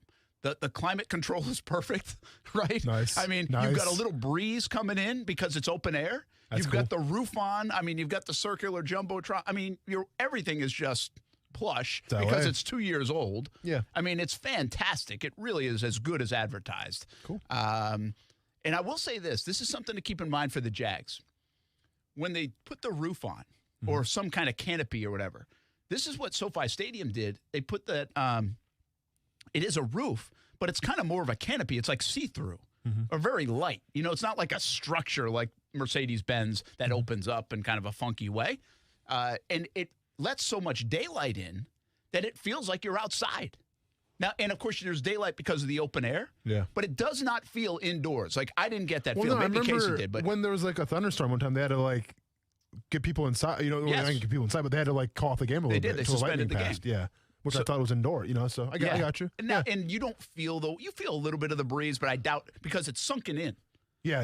Like you actually enter on the 6th level, and then everything else is down. Cool. So it's really well done. Didn't Ty and Kaylee say they were cold? Or somebody said they were cold, didn't they? Steph said she was cold, yeah. But by the end of the game. I got you. You know, so later in the afternoon. Did you get to see Allegiant Stadium at all? Did you drive past it? I did, yeah. Did it look pretty cool? Looked pretty cool. Because I was in Vegas when they first started building it, but I got to see the final result. So I went and investigated a little bit. I obviously couldn't get in because they had a game on the Friday and they had a game on the Sunday. I would have done a tour if I could have, but can't do that. Who's playing Friday there? It was Pac-12 championship. Pac-12. Oh, gotcha. But yeah, it's gnarly. But I will tell you, they stopped. If you've seen when the stadium first opened, they had that massive video board on the outside that's right next to the highway. Yep. That was not in play while I was there, so there was no crashes, thank goodness. Yeah. But it's literally Kinda the video sketchy. board is bigger than the interstate. I can't even imagine if the light was on it. How are you gonna? Would have been insane. Well, Vegas isn't crazy enough already. Now you're gonna have that thing going? Yeah. Yeah. Huh. I love the whole outside. It's like a whole city, the Inglewood, California, the SoFi Stadium is. So I assume Allegiant is a little bit like that, too. It's away from the strip in a way where it's desert. Holy crap, what is that? Desert. Yeah. Yeah. But they both look like starships, right? Oh, yeah. Oh, the Allegiant is the Death Star from Star Wars. Yeah. 100%. That's cool. Yeah. And then the SoFi is a spaceship. It's not like an attractive looking building from the outside. I mean, it really isn't. It's or it's like a Allegiant? diamond. SoFi, yeah. Yeah, it's not even a diamond. It's like a weird. And by NFL headquarters are right there, NFL Network and stuff too. So they have another building Oh, for right real? there. Yeah. Huh. I mean, And it's pretty good. It's right next to the Forum, right? Yeah, the old Forum. Yeah. Maybe we could have got in that game if I bought tickets to the Forum. Well, it depends on where you buy them, though, right, Brent? Yes. Yep. So you were just laughing at my inability to get tickets. I wasn't laughing, but I got my cell phone. The first thing I did was text my friend, say, hey, I'm back. And then I go on Twitter, and the first thing I see is you complaining about your tickets. And I wasn't laughing at it. I'm just like, well, that stinks. And then that's all I said. I'm like, oh, that sucks. Yeah. I'm not too. I'm as patient as they come. Yeah. I was really mad that night. I bet. And honestly, not for me. We told Marcel that he was going to the game on Thursday. Of course. It was kind of like a surprise. Russell Westbrook. I know, fan. man. Ty gets to do plenty of stuff. I don't even care about Ty missing a game that much. But, I mean, it is LeBron. Some father and son bond. He likes LeBron. Yeah. We're not going out to L.A. I've never been to L.A. Yeah. So I'll tell you how often we're going to L.A. Yep. And we're fortunate we worked the whole trip around. We worked it backwards a little bit, left early because of the Lakers-Clippers game. Yes. We were actually going out in the afternoon and just going to be there on Saturday, and then we worked the trip backwards. And so what I did, but I don't buy tickets a lot. Now, I've used Vivid before to go to the All-Star game in Cincinnati. Had a great experience. Sure. And I don't Gotta be actually careful. think, I don't even think these guys messed it up. I mean, it's under their umbrella. Yeah. I really think I just got a bad seller. No, I still don't sure- have the tickets. No, I'm sure some guy threw you for a loop. I mean, that's all it He was. just never sent them. If you're going to be, I don't know how the game works, but you would think the thing I was most upset about is, first of all, nobody could help you out. Yeah. They tried at the stadium, and they can't help you out. And then you're texting with a guy on customer service because it's after 5 o'clock. Which is a robot. Which is a robot. Yes. And they are just saying the same thing over and over. Yes. Like, check your junk mail. Yeah, It's all right, I did 50 times. Yep. And I just don't understand why after a while they can't cancel the transaction and you could buy it from somewhere else. And so, but you keep thinking you're getting closer and closer. And you're not. No dice. And you're not. Yeah. We did it for 90 minutes, man. Yeah. We got in the Staples Center. We went through, and I was like, hey, look, I think I got a barcode. And she's like, nope, that's not it. Ouch. I was just going to say, when Marcel tells his story, he'll tell you he got into the Staples Center. That's how he was telling the story to me. And He's like, hey, we got in. The Staples Center area was really cool. Like the live thing across, they got a skating rink and everything. It's really neat. Cool. And the game was a good game, apparently. We watched from the bar across the street. But what made me laugh is I got off the plane expecting to try to bust down there as fast as I could. And my text from Brent says, no rush. Yeah, he said, long story. He didn't explain it, didn't say nothing. Yeah, He's like, he don't was come so down here, long ticked story. off. I was like, So oh, ticked okay. off. And we were in Hollywood, so the untold part of the story is we took a $75 Uber ride just to get down there. Because we thought we had tickets going to the game. Oof. That's tough. $75 though. Huh? But what I didn't realize... They have any Lime scooters you can ride? I mean, come on, Brent. Here's the moral of the story. Get the whole family involved. The Ticketmaster part is a good question. So while I was on the Ticketmaster, because they have the exchange things. Yeah, of course. Right? Of course. Well, apparently I'm about to go buy it on there. Yeah. And because I really didn't know if Casey was getting in on time. Sure. So I was holding out to get a fourth ticket or spend $140 on another ticket. Yeah. And so I was like, okay, I mean, I'll buy it, but I don't want him. If he's not going to use it, he's getting in at 11. I'm not it's a spending waste of money. $140. Yeah. And so, so Ticketmaster, but I'm about to go do it on there an hour before, 45 minutes before the game. and apparently they shut theirs down at an hour before the game. Oh, that's so dumb. So then I got to go to the Vivid, and then then we're like golden because I could use StubHub or all that. There's a bunch of them, but I'd used Vivid in the past, so I used the Vivid one, and the price is starting to go down. I'm like, heck yeah, now it's only like $58. You guys want to gamble on this and wait another 10 minutes? We got courtside for a couple hundred. So we think we're winning. We're like, baby, feeling we're on our good. way. We're going to be like 5 minutes late to the game. It's all right. Ain't it? And everything goes through. Yep. Except the damn ticket's actually getting to my email. The same thing happened to my mom, I think, with Vivid when we were going to a Brewers game with me and my cousins. This is a couple years ago. She got through Vivid, and we're on the way to the game, and then she bought tickets like in the car, and then we got there and nothing. Wow. Well, I heard from a lot of people that I guess it's happened. Like I just don't buy tickets a lot like that. I don't do that a lot. So that was disappointing. But I hate complaining about those things. Sure. But I also knew Vivid would be listening. Oh, yeah. Well, especially with Mr. 25,000 followers on Twitter. He's got a blue check mark. You know what I mean? Yeah. And so Vivid's listening. So that's what I say. So they direct message you, right? When you hit them on Twitter. And they're once again, a robot. Yeah, a robot. Yeah. And so I don't care if it's a robot. I'm like, listen, I want a refund or I got to buy Rams Jags tickets for Sunday. So if you got a great deal for those, give it to me. Yeah. We'll talk to you in 3 to 5 days as we investigate the ticket, blah, blah, blah, blah, blah. Like, yeah, all right. I gave you an out. You could have given us like front row in the suite at the Rams. Yeah. And then I could be bragging about you. Sure. But here you are. You didn't. You chose violence. I'm telling you, I seriously could have gotten a fight with you that night and probably held my own. You were pretty irate, huh? I was I wish I could out of have my seen mind. Yeah. Oh, I bet, man. I've been the same way. I was just so disappointed, really, for the other guys. I was so disappointed. It's just it's a crappy situation. Again, it's like everybody has bigger problems than that. Yeah. I get it. Yeah. So I hate even complaining about you it. in But that I was moment, really though, pissed off. And you're justified. Now, how many balls were you going to drop though? Because in the next night you had Braun's son playing. I didn't realize that. That was a big show, man. I didn't realize that. Probably cheaper ticket. Oh yeah. And actually, Ty would have really liked that. Well, yeah, I could care less if I watched LeBron's son play. Yeah, but you could have said that you were there for Bronny's game, and I don't know why we didn't realize that was going on until after. I you saw would have that. been a part of history. Yeah. Yeah, that was disappointing. Yeah. Somebody on Twitter could have told me that. I don't mean to add salt to the. Oh, I didn't know what was going on until it actually happened. Sorry. By the way, to continue on with the travel, we didn't even tell you this. I don't know if Marcel told you this morning. So this morning or last night, I don't know. Whenever we went to the airport at LA and we rode not with you guys. Oh, yeah. We dropped off the rental car. Yeah. And we got on the world's slowest bus. And we were just, the three of us were sitting there just looking at each other like, what are we doing? So the bus driver pulls up to like the first stop and he's like, you guys don't want to get off here. Don't worry, I'll take you. And then like 25 minutes later, we get to the next stop. No, I'm serious. I'm dead serious. So then Marcel's like, we're just walking. So we get off and we're like racing this bus now, this slow bus. So we're on the sidewalk of the airport racing this thing.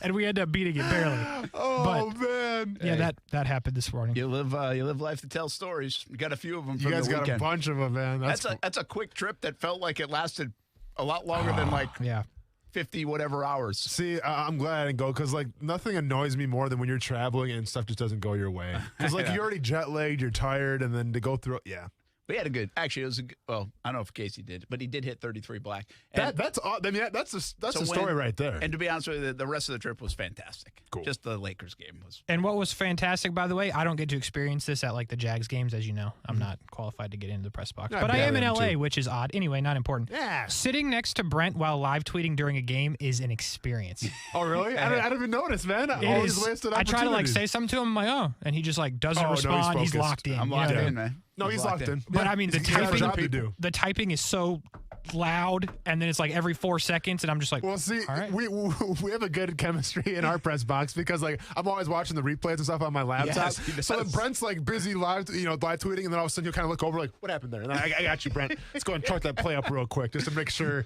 we're on the same page. Well, and of course, really, we were all irate at that time because we knew what was happening with James Robinson. That's true. Oh, we knew it, and we're like. And so that was my job. I got to count how many plays he was out. Was counting. We were charting plays. We're like, when is this going to end? And I'll tell you what you folks didn't see on TV to bring this back to football and James Robinson, which is really the big story in Jacksonville today, is you didn't see that James went out on the field one time to go in and basically got pulled back. Like, Carlos Hyde tried to go off the field 2 different times. Yeah. And there's somebody going, stay in. Interesting. And that was the touchdown drive, right? Yeah, that was a drive. And by the way, Hyde did a pretty good job on that drive. He was winded, though. But that did happen. Like, he tried to come out a couple of times. James tried to go in one time, and they didn't let it happen. Now, I will say this. I don't want to misrepresent it, because sometimes that does happen where a guy will go out and then he sees the package or the play that's called, and he might not be in it. So there could be that. But what you didn't see most likely on TV that we could see is the fact that they tried to flip-flop a couple of times, and it did not happen. Whether it was the play that was called or somebody said, no, you stay in 24, 25, you come back here. We don't know that part. The things you get to see if you're in the press box. First-time experience. Yeah, probably last time as well. So, yeah. You know. Hope you enjoyed it. Hope you savored it. He's not. All right, we're running way late. Let's get Captain Rick on right now. Florida Sportsman Fishing Report. Captain Rick, hope you're doing well. Hope you had a better weekend than the Jags.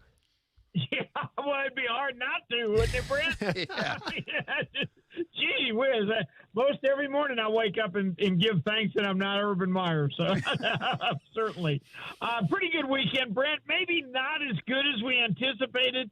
The trolling bites slowed down a little bit. There were some blackfin tuna caught, but instead of limits of 10 per boat, it was 2 and 3 and a couple of mahi and not a great thing. Now, the bottom fishing, the triggerfish fishing, is very good. Just inshore the break in about 150 feet. Probably the best action out there right now. Cobia were fair. They weren't fantastic. There were a few caught. Not the great numbers that we have had. And the red bass fishing inshore was very good until today. For whatever reason, today was a hiccup. They took the day off, didn't bite very well. Now, the Flounder Pounder tournament, 175 boats, went off on Saturday, and Colin Phillips caught the winner, but it was only 6.21 pounds, and that's a nice fish. That's not a tournament winning fish for a 175 boat tournament. So we got to give you the bad news along with the good. It wasn't very good over the weekend. I think this warming trend this week will make it better. But one thing you can count on, we'll be back tomorrow with another fishing report brought to you by CSS Landscaping, who is paying top dollar for top landscapers and Workman's Quick Fix Plumbing. Thank you, Brent. All right, Captain Rick. Appreciate it, man.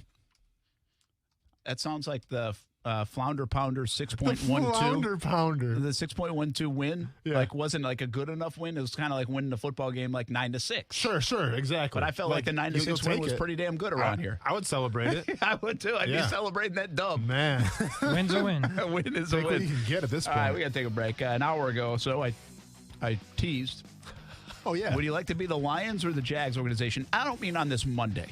You've got a 12-game sample now. What great options. Well, that's what you got. And number one pick could be in play, so maybe that factors in. Yeah. Hey, right? Serious question, though. I'm not trying to be sarcastic about it. Both started new coaches, and both are bad, and where you going, what you have at QB. There's a lot of factors to step in here. And we'll talk about next. Action Sports Jax on ESPN 690. Now, the First Alert forecast on ESPN 690.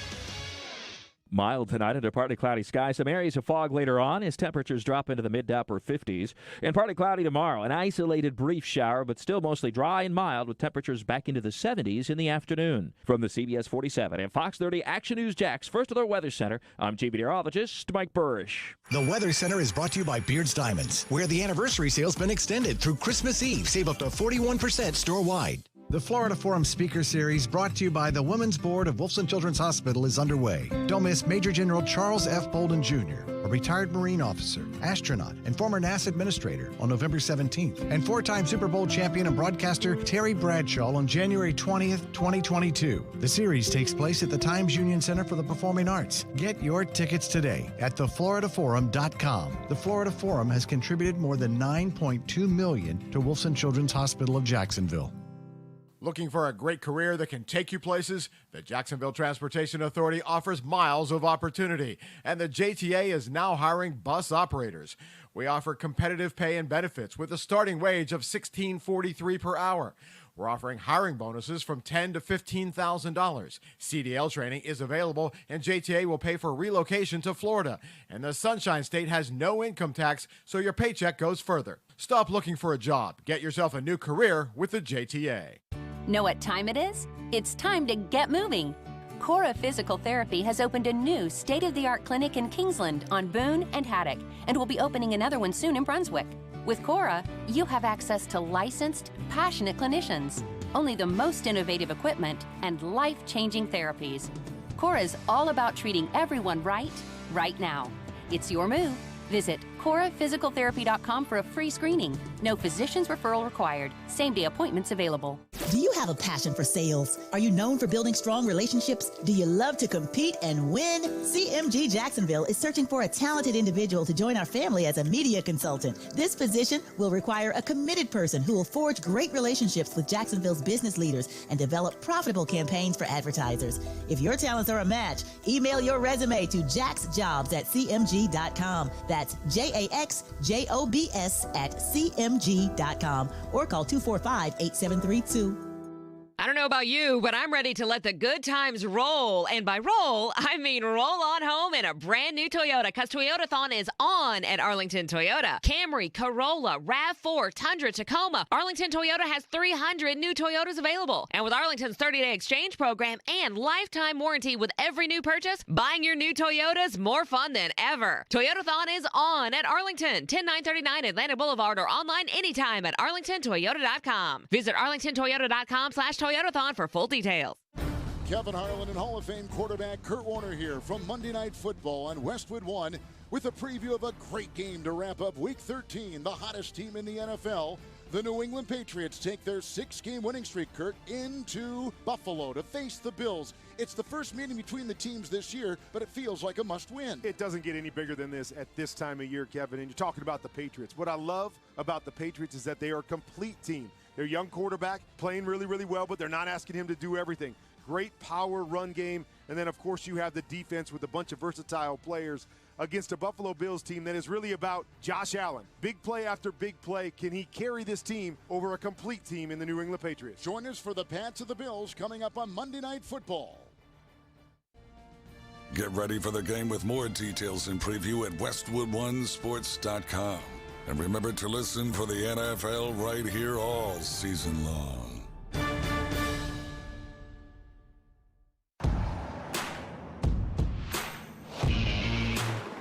From city streets to back roads, from road warrior to carpooler, there are some things you can always count on, like the reliability, durability, and power of Die Hard, America's most trusted auto battery. No matter where your journey takes you, count on Die Hard to get you started on the road ahead. Available at your local Advance Auto Parts and participating CarQuest stores. For the ones who are always in the know. Delivery confirmed. For the ones who keep things running. For the innovators and the problem solvers. Grainger offers supplies and solutions for every industry, experienced staff at local branches, and free access to experts to help answer your toughest questions. So whatever challenge you face, we have the knowledge and products to help. Call, click Grainger.com, or just stop by. Grainger, for the ones who get it done. Get in zone, AutoZone. Welcome to AutoZone. What are you working on today? So it's about that time for an oil change? We've got what you need. Right now, you can get 5 quarts of Castrol Edge Full Synthetic or Full Synthetic High Mileage and an STP Extended Life Oil Filter for just $31.99. And you can get it all fast, your way. Just order online with our free same-day store pickup or next-day delivery. Get in zone, AutoZone. Start your job today at AutoZone.com. Restrictions apply. 5G is here, but the big carriers want you to sign a pricey long-term contract to get in on the action. Well, no more, because Straight Talk Wireless has rolled out 5G coverage nationwide, with plans starting at just $35 a month with no contract. And get a Samsung Galaxy A32 5G for only $299, all on America's best networks. 5G coverage, 5G phones, less money. Straight Talk Wireless, no contract, no compromise. 5G capable device required, actual availability, coverage, and speed may vary. Hey, what's up, everybody? It's Austin Lane from Action Sports Jax on ESPN 690. Smart speakers are becoming part of everyday life, so why not use it to listen to the radio? Tell Alexa, Google Home, or any other speaker to play ESPN 690. Give it a shot weekday afternoons from 3 to 6. Hey, you probably have those Christmas decorations up and you had to dig out of that garage to get them. Well, we've got an easier way to do that for seasons to come. That is, go to Easy Garage Solutions. Go easygaragesolutions.com and do what we did. You get those boxes and bins elevated and stacked nice and neat, and now you know exactly where they are and how to find them. Our Christmas decorations, easier than ever this year to get them down. Meanwhile, you get that monkey bar technology as well. One of a kind. Nobody else has it, and it's unbelievable. Will hold a ton of weight and get those bikes hanging from the wall, the beach equipment, the lawn equipment, and create a bunch of floor space in your garage for the car or for anything else. Easy Garage Solutions. Go to easygaragesolutions.com. It's that easy. Hey, what's up? It's Austin Lane. Check out Action Sports Jax on ESPN 690 or ESPN690.com. All right, here's the question. Oh, we got a lot of good Battle of the Sunsets out there going on today. Can already see them rolling in. It's a good night. And now we just got pitch black outside. Darkness. Yeah. But down over there, I can see out the window. You could tell there was a good sunset. Oh, nice. That way. Cool. Lions or Jags? You got to ride or die with one of them. In what capacity? You got to pick one to ride with. You're a new fan in the NFL. Oh, boy. And those are the only two teams to pick from. Aaron Rodgers on his way out. That stinks. Man. Bears are going to Chicago Bear. Probably just watch hockey. Minnesota Vikings. Let's go Wings. Let's go Red Wings. So is it just football or is it all? Man United. You said football, right? I mean, we're talking. You cheer for Orlando, you cheer for the Pistons. Ooh. There's a USFL coming. Can I get that option? Michigan football. Wolverine. That's a good point. I would lean. I mean, it's crazy that we're spending this much time. I'm spending this much time contemplating it. I would lean Jacksonville just from the quarterback. But then, I don't know. The Lions got a lot of draft capital coming up. So do the Jags. Well, how has that worked out for us? Well, Lions fans could say the same thing. Yeah. Well, I mean, yeah. They have 50 years of drafting. It's That's a good point. That's a good point. I mean, we don't know who any of their dudes are anyway. Yeah, that's a fantastic point. Yeah, go ahead and give me the Jaguars. I'm just Trevor Lawrence over Jared Goff. Mm-hmm. But potentially Dan Campbell over Urban Meyer. Can you imagine T.J. Hawkinson, though, on your team? Not with Jared Goff, I can't. No, that's a good point. Yeah, give me Trevor Lawrence. Trevor Lawrence. Would you take, while Brent's contemplating, would you take Campbell or Meyer? Campbell. Campbell? Yeah. I don't trust it.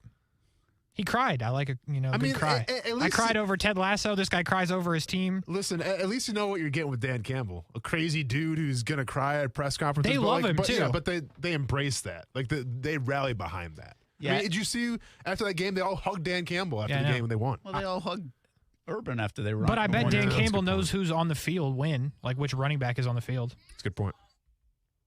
The computer's playing all sorts of things over here. Mm-hmm. Why am I not sold on Campbell?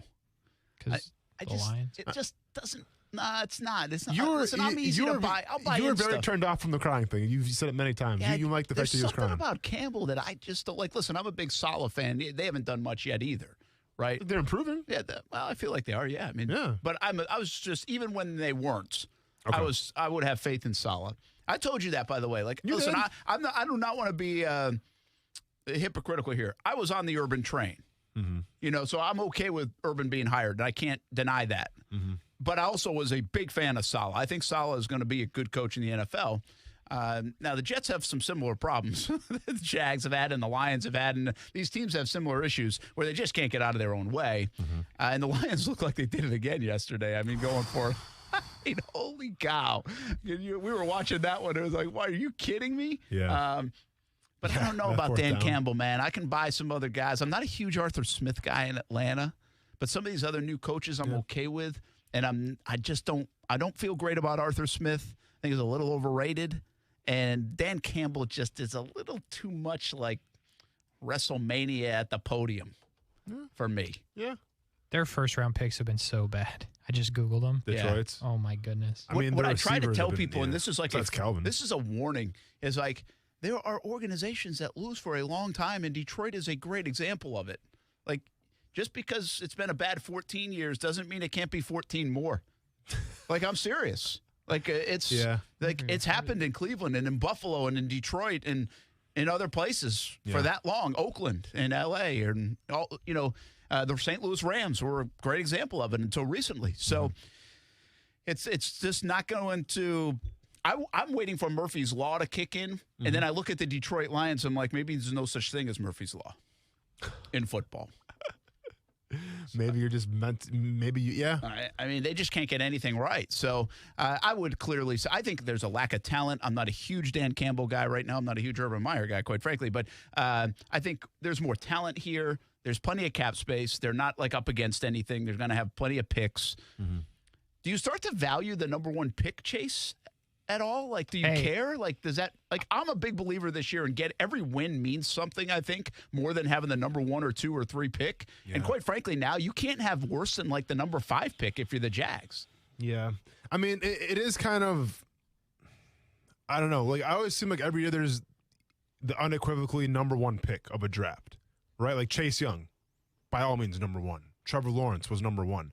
I mean, Thibodeau, I guess, is number 1, but now everyone's on that Aiden Hutchinson. Well, here's the thing. I watched that entire Oregon flight because that's actually when I got on a plane that worked. Yeah. He cannot play the run at all. They ran to his side almost every. Oh, I'm sorry. No. Thibodeau. Oh, Thibodeau. Okay. Almost every play, and That's he dangerous. just. We got one of those guys. Yeah, and he just could not get off the block. Now, granted, when they finally decided to throw the ball, he was back there in 3 seconds. Everywhere. But against the run, they ran to his side literally every time. Interesting. But we've had that conversation for a long time with Jan. You get paid for sacks. Yeah. No, but you don't want to be a liability in the run game. You do not want to be a liability, especially I feel like when you play Indianapolis, when you play Tennessee. So you don't care about the number 1 pick right now? I mean, if you can get it, get it. I mean, like, would you rather win 4 trade games it, or honestly. get the number 1 pick? To be honest, I'd rather get the number 1 pick and trade it. Yes. I will come with you on that case. Because then you're getting, now granted, that's just more picks to mess up down the road. But, I mean, in theory, it makes sense.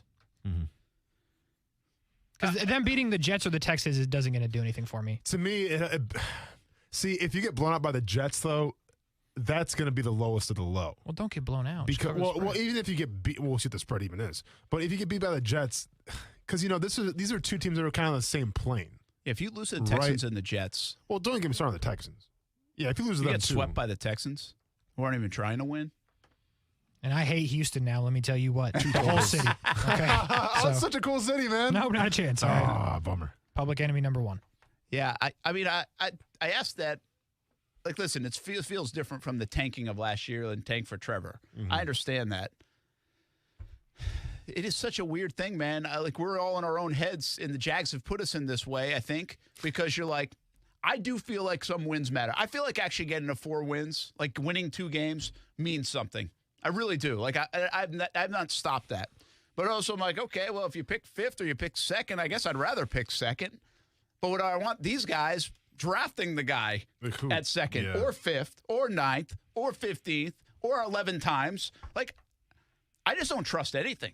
I don't want that 5th And I know pick. the fans don't either. I mean, I don't know why we would. They haven't given us anything to trust. I don't want that 5th pick because the first, 3 are, you feel really good about the first, 3 players. Yeah. You get to 5, and all 4 of you could be without both the pass rushers, Hamilton, and if they wanted Stingley. You could lose out on all 4 of those guys. One of those 5 is going to be a quarterback.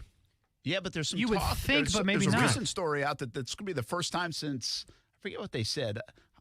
Maybe it was 2013. It was all the tackle draft, right? Yeah, it was the Jags had the 2nd pick, and it was a horrible draft. First time since 2013 that a quarterback might not go in the top 10. See, I think there's too many desperate teams out there. There's going to be a quarterback that goes I agree. in the top Probably 5. the trend whether is it's always Matt that Corral, way. whether it's Pickett or whatever from Pittsburgh. Yeah. Ooh, Kenny Pickett. You big Kenny Pickett guy? Oh, yeah. Yeah? The amount of money he won me this year.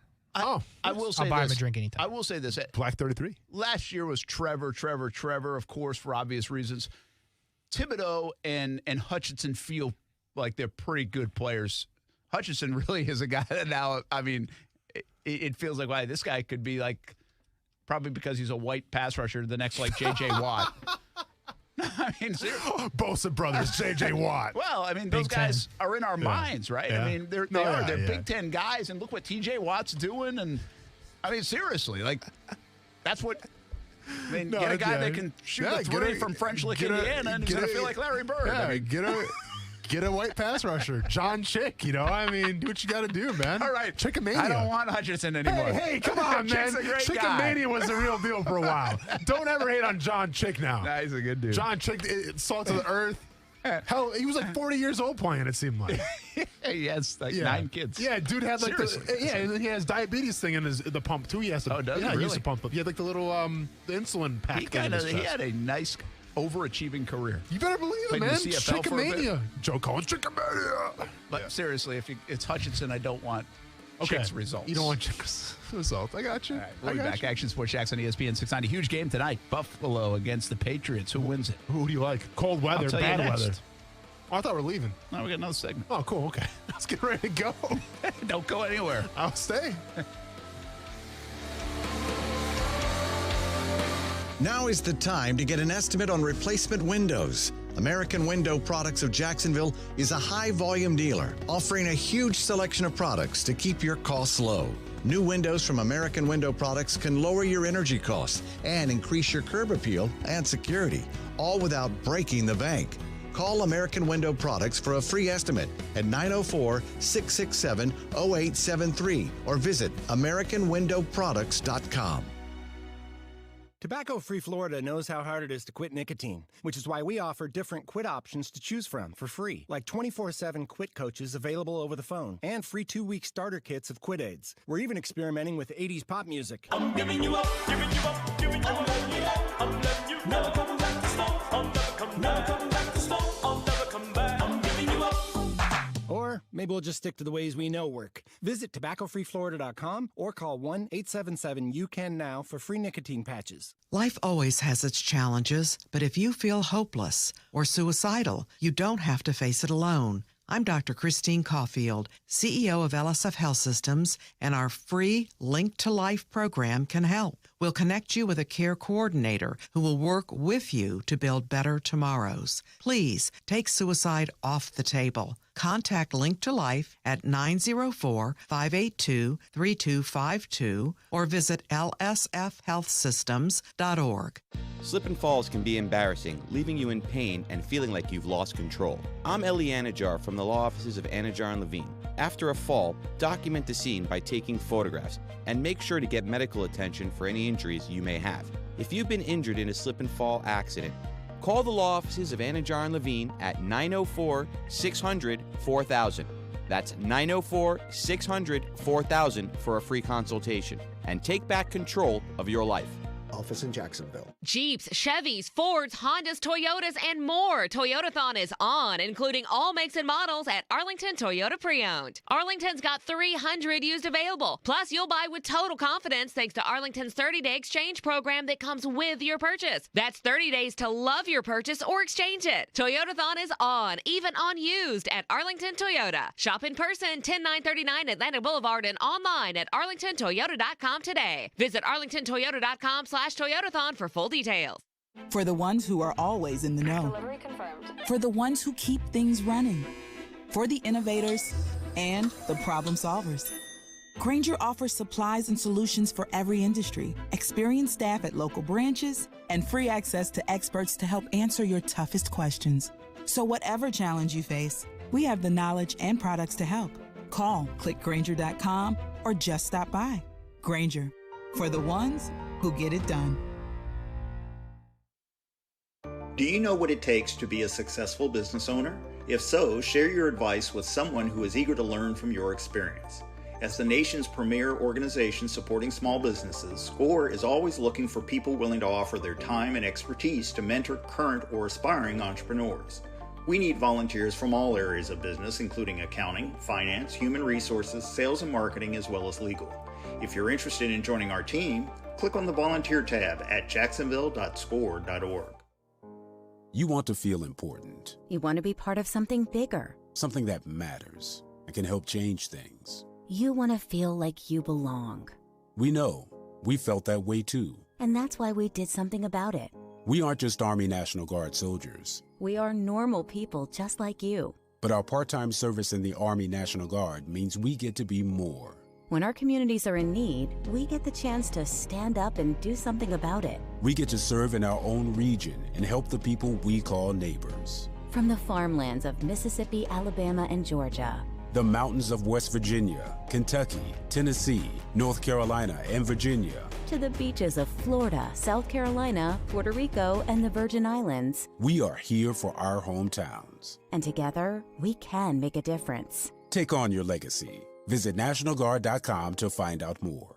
Sponsored by the Florida Army National Guard. Aired by the Florida Association of Broadcasters and this station.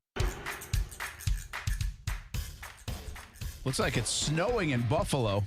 Yeah. Gonna need Jacoby Myers to have a big day too. Well, I saw a tweet from Booger McFarland. He's there, and he said he stepped outside his hotel, and he doesn't believe a single pass will be completed tonight. That's how windy it is. Oh, really? Yeah. Yeah, it does look pretty nasty. All right, Patriots-Bills. You know, the weather could dictate whether this is really played like we know what the teams are. Because I'm looking at that shot from Adam Schefter. It's like, wow, that does look pretty nasty. Yeah. So I don't know if it's going to continue. It's still a few hours away or a couple hours away from game time. But it's a big game. Patriots are first place in the number one seed. Baltimore looks a little iffy. Buffalo's been up and down. I mean, Buffalo has a chance to stake claim to it's us in like Kansas City because Kansas City looks like they're winning and they're 8-4 now and all good stuff's happening. Yep. Buffalo needs to kind of get on that track, right? We're in December. Yes. So yeah, you gotta I pick think this is a big game for Buffalo to say, hey, New England, settle down. Yeah. Do you feel that way? Absolutely. Because I still think where New England's at right now, I think they're overachieving big time. I do too. I mean, I had them going to the playoffs, but I didn't have them being the top of the AFC right now. This means a lot more for Buffalo. Yeah. Because I'm not sold on Buffalo yet. I had Buffalo going to the Super Bowl. Then I picked Cleveland like an idiot. But I had Buffalo originally. Yeah, right. I had Buffalo originally going to the Super Bowl. We haven't seen that team yet. You know, we've seen glimpses, but they haven't been consistent. Yeah. That's got to start tonight. Hey, tonight, James Robinson on Jags Report Live at Sneakers in Jax Beach at 7 o'clock. He'll be there. Guess what we'll be talking about? You can also tune in on Fox 30, but come on out, say hello. Tomorrow we'll be at Top Golf. Tuesdays at Top Golf at 3 o'clock here on ESPN 690. Josh Scobie will join us as well. We'll talk more about the NFL and also about the rookie quarterbacks. Have a good night, everybody. Yeah, great night. Good to be back. Hey, sleep well, Casey. I got one more show to do, Brent. Get some rest. Oh, yeah, you're up next, 6 o'clock. Thank you. Action Sports Jax Overtime. You and Brian Middleton. Go ahead and give James Robinson a hug for me, please. I will. Yeah. Can you have? You might have to give me a hug tomorrow after it's all over. I got you, man. All right. I got you. Casey and Brian coming up next. Action Sports Jax Overtime. And then you can hear the Bills and the Patriots later tonight on ESPN 690 as well. Have a good night, everybody.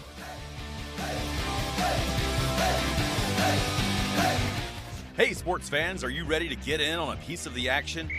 The only thing better than your football team winning is when you have some skin in the game. This is Ultimate Vegas Insider John Anthony. And if you're looking to cash in on tonight's big game, New England, Buffalo, I've got you covered. Documented 73% against the spread. Call 1-800-244-5506 for my absolutely free side and total on the recorded message line. That's 1-800-244-5506. What are you waiting for? Get off the sideline. Call 1-800-244-5506 now. New England, Buffalo, side and total, free on the recorded message line. Every touchdown and victory dance just got that much sweeter. But before you get in on the action, call 1-800-244-5506 or go to VegasScoresAndOdds.com. Sponsored by JFSR Group. Hey, boss, did you notice the holiday decorations on your street? Oh, yeah, it's getting to be that time of year again. Yeah, makes me so happy I want to sing. Uh-oh, I smell a song coming on. It's beginning to look a lot like Crooksmas. Nice. Packages near every door. But the prettiest sight to me... no safe touch signs, you see. Do-it-yourself alarms we like much more. A pair of houses in a row. Do they have safe touch? No, no, no. So crooks like us use Crash and Smash to get inside and take the cash. It's beginning to look a lot like Crooksmas. DIY alarms we love for sure. Crooks know to stay away from Safe Touch houses. Hi, I'm Lester Jackson, president of Safe Touch Security Systems. No one beats our technology or our price. Call Safe Touch today at 888-723-8682 or go to safetouch.com. State license number EF233. I'm Susan Appleton, owner of Appleton Communication and a Jax Chamber member. I'm so grateful to have the opportunity to serve the Jacksonville Women's Business Center on the Society of Small Businesses and to work with women business leaders in Northeast Florida. I'm proud to be a part of JWBC by offering women the opportunity to enhance their communication strategies and relationship building skills as a venture leadership facilitator. JWBC continues to innovate resources and education and provides women entrepreneurs the space to network and prosper alongside each other. This support is invaluable to women in business, and I am most thankful to be a part of it. For more information, visit jaxchamberfoundation.org. Injuries on the job can cause you to lose control. I'm Glenn Levine from the law offices of Anajar and Levine. Money is not coming in and your medical bills are piling up. Our legal team is here to help. We can help you file all your workers' compensation claims to make sure you get the proper benefits you're entitled to. If you've been injured on the job, call the law offices of Anajar and Levine at 904-600-4000. That's 904-600-4000 for a free consultation and take back control of your life. Office in Jacksonville. For 50 years, Taylor has been a leader in caring for the elderly. Providing quality, compassionate care has always been our mission. At Taylor Care Center and Taylor Manor, our recipe for success has always been our exceptional team. They work tirelessly to ensure that your family member gets the best care possible. When residents were not able to spend time with you and your family, our team stepped up to celebrate birthdays, anniversaries, and special occasions. Our dedicated staff is among the best in the business. Taylor Residents, providing safe, compassionate care every day. For the ones who get going when the going gets tough. And the ones who know we're tougher together. For the pathfinders breaking new ground. Grainger offers supplies and solutions for every industry, as well as fast access to experts and 24/7 customer support. Because we know you have people depending on you. So you can always depend on us. Call, click Grainger.com, or just stop by. Grainger, for the ones who get it done. Broadcasting live from the ESPN 690 Anajar and Levine studios. Anajar and Levine Accident Attorneys. Call 904-600-4000. That's 904-600-4000. ESPN 690. Jacksonville's home for ESPN Radio. WOKV Jacksonville. Listen live everywhere you go on ESPN690.com. ESPN 690, a Cox Media Group station.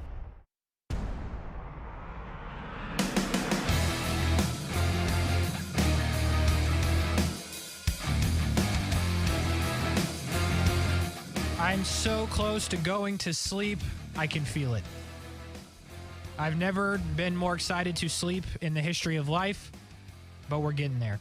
But before we do that, we got 30 minutes of action. Sports Jax overtime. Brian Middleton, Casey Kurtz. Appreciate you tuning in on a Monday night coming off the weekend. Jags lose to the Rams. You just heard us talk about that from 3 to 6. Austin Lane and Brad Martineau. Stuart Weber talked about it a little bit as well. Jags lose. Alabama is the SEC champion. Oh, are they? Is Alabama the SEC champion? Am I wrong? They are. I'm pretty sure I watched that. I can remember last week, I feel like I was being questioned on whether or not Alabama or Georgia was going to win, and I had a pretty strong reaction to UGA not being able to show me time and again, and I believe I called that. I might have called the score, too. I don't know. We don't have the clip, so I can't. We do have the clips. Okay. But, they do exist, I'm saying. I mean, they're not pulled up. But, hey, man, look, congrats. I'm happy for you. Cincinnati's in. So how about that? Baylor. Dude, Is Baylor in? No, Is Baylor in? No, but come the on. The Baylor Bears. Okay, first off. No, hey, man, before we even go there, man. Hey, Casey. Before we go there. Okay, we're gonna go here. Uh-huh. If Georgia could just not be bad at the sport, they beat Alabama. Baylor's the 4th team, I promise you. The Baylor Bears. I'm going to pull that. We're going to get that on the soundboard. I like that. You called it, though. Hey, listen, that was a amazing ending to that game. Yeah. So you called that. Mm-hmm. You also called what was another game you called? Oh, you called the Pittsburgh game. Oh, my goodness. Yeah, I did. Oh, man, I didn't even watch that. I didn't even know what channel to watch that on, like ESPN probably. And never mind. yeah. Well, Anyway, if it was on there. If it was on somewhere. Oh, okay. It was on somewhere. It wasn't on CBS or Fox. I mean, the SEC championship, that was a big deal. That was obviously on CBS. And then Fox had the Big Ten championship, obviously a big deal. So those other games, I couldn't tell you where to find them. But that final score, I was like, well, maybe Casey had a scouting report that I don't know about. Because you called that one. That wasn't even close. I'm telling you, Kenny Pickett, that's my guy, man. The quarterback of Pitt, if you don't know. But Casey, I got a quick question before you get into your whole spill. Okay, what's up? So listen, man, I've known you for about a year now, right? A little over a year. Yeah, a little over a year. Let's say that you had somebody like a family member that you were really tight with, right? For let's say 15 months. Since day one, they've taken you under their wing. They've supported you. They've encouraged you when you wanted to quit. Would you consider them somebody that's in your corner? Yes. Would you consider them somebody you'd want to watch out for? Yes. Would you say that, you know what, anything, especially the stuff that they encourage me in, if it's career-wise, my win is basically our win because they were a part of that encouragement? Yeah, everybody eats, yeah. Okay. So to the listeners out there, I just want to know, we're putting Casey on the spot. Yeah. You hit 33 black. I'm going back there. You hit 33 black, and right now I don't have a direct deposit, a Venmo, a Cash App, no text, nothing splitting it. And I'm feeling like if I hadn't encouraged you October of 2020, November of 2020, all into 2021, I feel like that would have never happened. I feel like, you know what, Casey? I'm not checking your pockets, but the offer would have been nice. I would have said no, but I didn't even know. Your thoughts? So here's what's crazy about it. You know what you just said? Like those words you just said? You know why people heard those words? Why'd they say those words? No, why'd they hear those words? Because I got you on the radio. Whoa. Did I not? Whoa. Are you on right now? Are we crashing and burning right now together? Hold on now. No, are we on right now? Who put that together? Hold on. This guy. Here's the deal. So when we were in TV, who told you to keep plugging and going to the people that you need to go to? Well, yes. No. Who? Not yes. My name's not Yes. What's my name? It's Brian, as far as I know. I'll just give you a hard time, man. At the broadcast on. No, I do got $50 for you though, so that's well. I don't actually have it, but I will have it. Okay, well, you know what? I'm not going to argue. Well, I can't really tell. Well, never mind. Yeah. Oh, yeah, we got it. Okay. It's nothing illegal, but well. No, it's not. Anyway, that's Brian Middleton, who, by the way, has a radio show on ESPN 690. Wonder how he got that. Anyway, not a big deal. You can follow him at the broadcast on. You can follow me also on Twitter at KKurtz. But we got a lot to do here. We talked about some college football just then. I got something that's on my mind. We got some vague headlines. And if you don't follow me on Twitter, that would be at KKurtz. Or if you don't follow Brent Martineau, that would be at Brent A.S. Jax. There's 25,000 of you people that follow him, so I'm sure you probably do.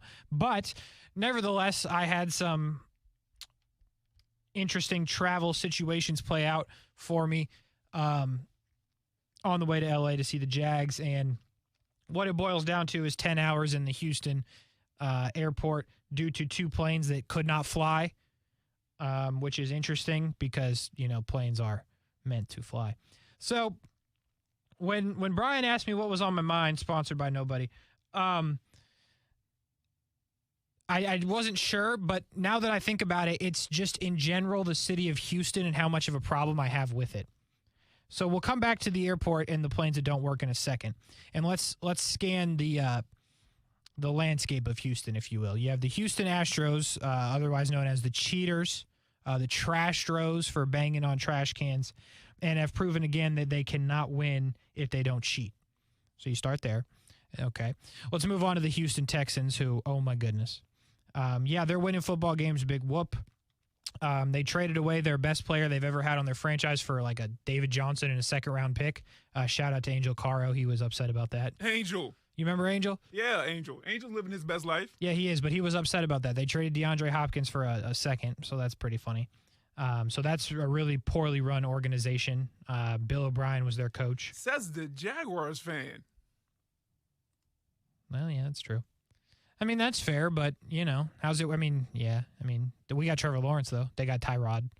So, so that's obviously not a banner team to write home about over there in Houston. And then you got to go check on the Rockets, who, again, not the biggest NBA guy, but this is kind of where I fall on that. You had James Harden, and you couldn't keep him. And then you had Russell Westbrook, and you didn't really want him, which I don't really disagree with. They had Chris Paul, too. Chris Paul, another good one. And now they have John Wall, but they won't play him. So the point of the story is there probably isn't a worse city in the world than Houston, sports run-wise. You got a team that can only win if they're caught cheating. You got a team that couldn't win with James Harden's a top 4 player in the NBA? This year, I definitely would feel comfortable with a, top 6, top 7. Okay, so top 6. That's fair enough. And I mean, the team around him was okay. And they also had, Chris Paul. I think, I can argue he's top 10, top 15, and he's living his best life in Phoenix. Also, shout out to Amber Newman in Phoenix, Arizona. Yeah, I just wanted to do that real quick. But Chris Paul's living his best life, and he wasn't doing that at Houston, or he was, but they let him go. So I agree with you. They're poorly run as well. Yeah, so which brings me back to the Houston airport and where nothing takes off, not rockets, not planes. Worked that one in. But so, yeah, I see you out here. I got on a plane at that airport, and they said, hey, we got some. So here's what's crazy about it, Brian, is get on the plane. Everyone's on the plane. They close the doors, and they start, backing up. They're getting towed out, and we're taxiing. And it's literally a second before, we weren't doing the real fast to take off, but right when you're about to make that final turn to take off. And dude's we're getting some conflicting reports. We're going to need to go back to the gate. So you're trying to tell me that it just came up then, or he was thinking about pushing it? You see what I'm saying there? Yeah, no, absolutely. Yeah. So I don't like that. So what part don't you like about it, though? You don't like the fact that he was thinking about actually taking off? Or yeah, the fact because he said it was the engine. Yeah. Yeah. So I don't love that. So we go back, we get off the plane. 2 hours later, they're like, all right, we're going to get y'all a new plane. So at this point, we're super late. Second plane comes, we have to go to a different gate, get on that plane, and everybody's on, and we're chilling, and we're thinking we're going somewhere, but nothing was really happening. Everybody was sitting, but you could tell something was up. Hydraulics issue. Yeah. So we all had to get off that plane, and that's... You definitely don't want that. Listen, I've watched a lot of Mayday on YouTube, yeah. The channel I told you not to. Yes, you did. And let me tell you, every time there's a hydraulics issue, nobody makes it. No, nobody. You hear me? I'm going to tell you right now, I think if you're in the air and there's any issue, you're probably not making it. You'd be surprised. They got a lot where people survive, even from 30,000 feet in the air. And they're Is it real? Yeah, no, these are real. They reenact real situations that have already happened in the past. Huh. But let me tell you, when that hydraulic stuff start messing up and you can't turn the fins or whatever you call it, the wings and the rudder, whatever in the back. Okay. It's game time, huh? Hope you got your affairs in order. So, hey, real quick about planes, turbulence. My thought on that is I don't really worry about it because there's nothing in the sky to run into. How do you feel about it? I watched Mayday though, so you can run into another plane. You're not going to run into another lightning plane. can hit your plane. But it's not raining. But here's the deal.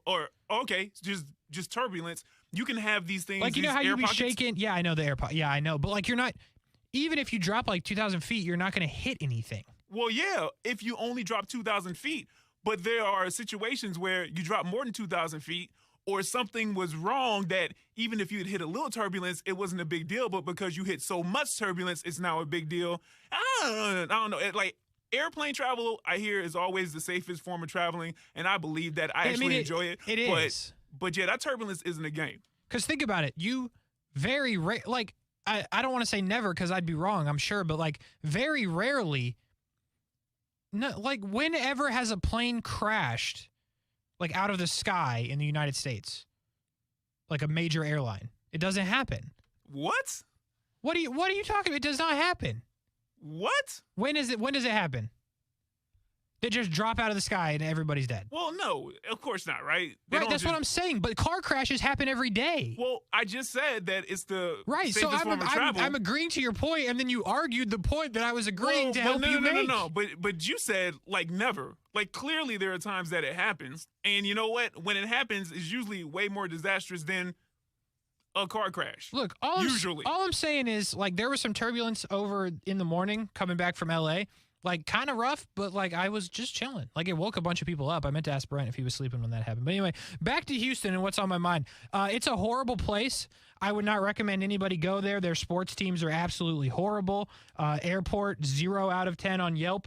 Although the customer service person I talked to at this specific airline that I was on, her name was Lori. She was very helpful. 10 out of 10 for sure for Lori. But in general, Houston is 0 out of 10. We're going to continue to fight Houston here on this station. Obviously, Austin had some words with the Texans fans. I'm now taking on all of Houston. Also, Travis Scott and the stuff he's been into, not with it. So overall, Houston has to be ranked as one of the worst cities in America. I'll stand by my point.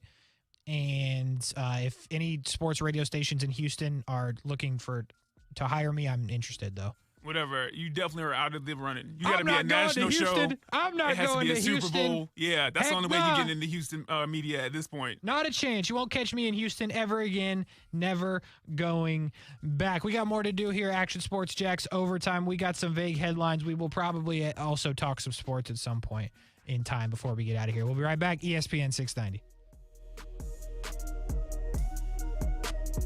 What's up? It's Casey of Action Sports Jax, and I have something brand new to ESPN 690 to share with you. Every Jags home game morning, we are bringing you ESPN 690 Game Day Live from the Duval House. Brent Martineau will be live at the Duval House, right next to the bank, and I'll be in studio getting you ready for a Jags home game, the other games around the NFL, fantasy football, and even some Survivor Pool advice as well. Listen live every Jags home game morning from 9 a.m. to 11 a.m. It's ESPN 690 Game Day Live, sponsored by the Duval House.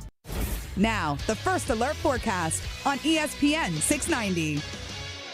Mild tonight under partly cloudy skies. Some areas of fog later on as temperatures drop into the mid to upper 50s. And partly cloudy tomorrow. An isolated brief shower, but still mostly dry and mild with temperatures back into the 70s in the afternoon. From the CBS 47 and Fox 30 Action News Jax First Alert Weather Center, I'm Chief Meteorologist Mike Burrish. The Weather Center is brought to you by Beards Diamonds, where the anniversary sale's been extended through Christmas Eve. Save up to 41% store-wide.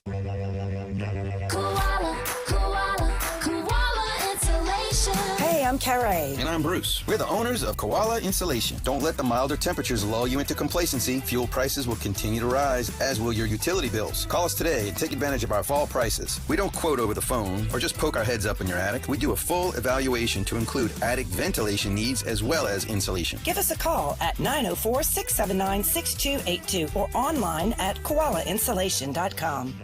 Transmission problems? Call Action Transmission Specialists on Merrill Road, where you get the work done right the first time by the experts. I'm Robin Sidbury, the owner. Our techs can service all makes and models, and we provide a nationwide warranty, so you have the peace of mind knowing we solve your transmission troubles fairly and honestly and guaranteed nationwide. Call us at Action Transmission Specialist on Merrill Road, where quality counts. Get traction. Call Action at 744-0755. Hey, sports fans, are you ready to get in on a piece of the action? The only thing better than your football team winning is when you have some skin in the game. This is Ultimate Vegas Insider John Anthony, and if you're looking to cash in on tonight's big game, New England, Buffalo, I've got you covered. Documented 73% against the spread. Call 1-800-244-5506 for my absolutely free side and total on the recorded message line. That's 1-800-244-5506. What are you waiting for? Get off the sideline. Call 1-800-244-5506 now. New England, Buffalo, side and total. Free on the recorded message line. Every touchdown and victory dance just got that much sweeter.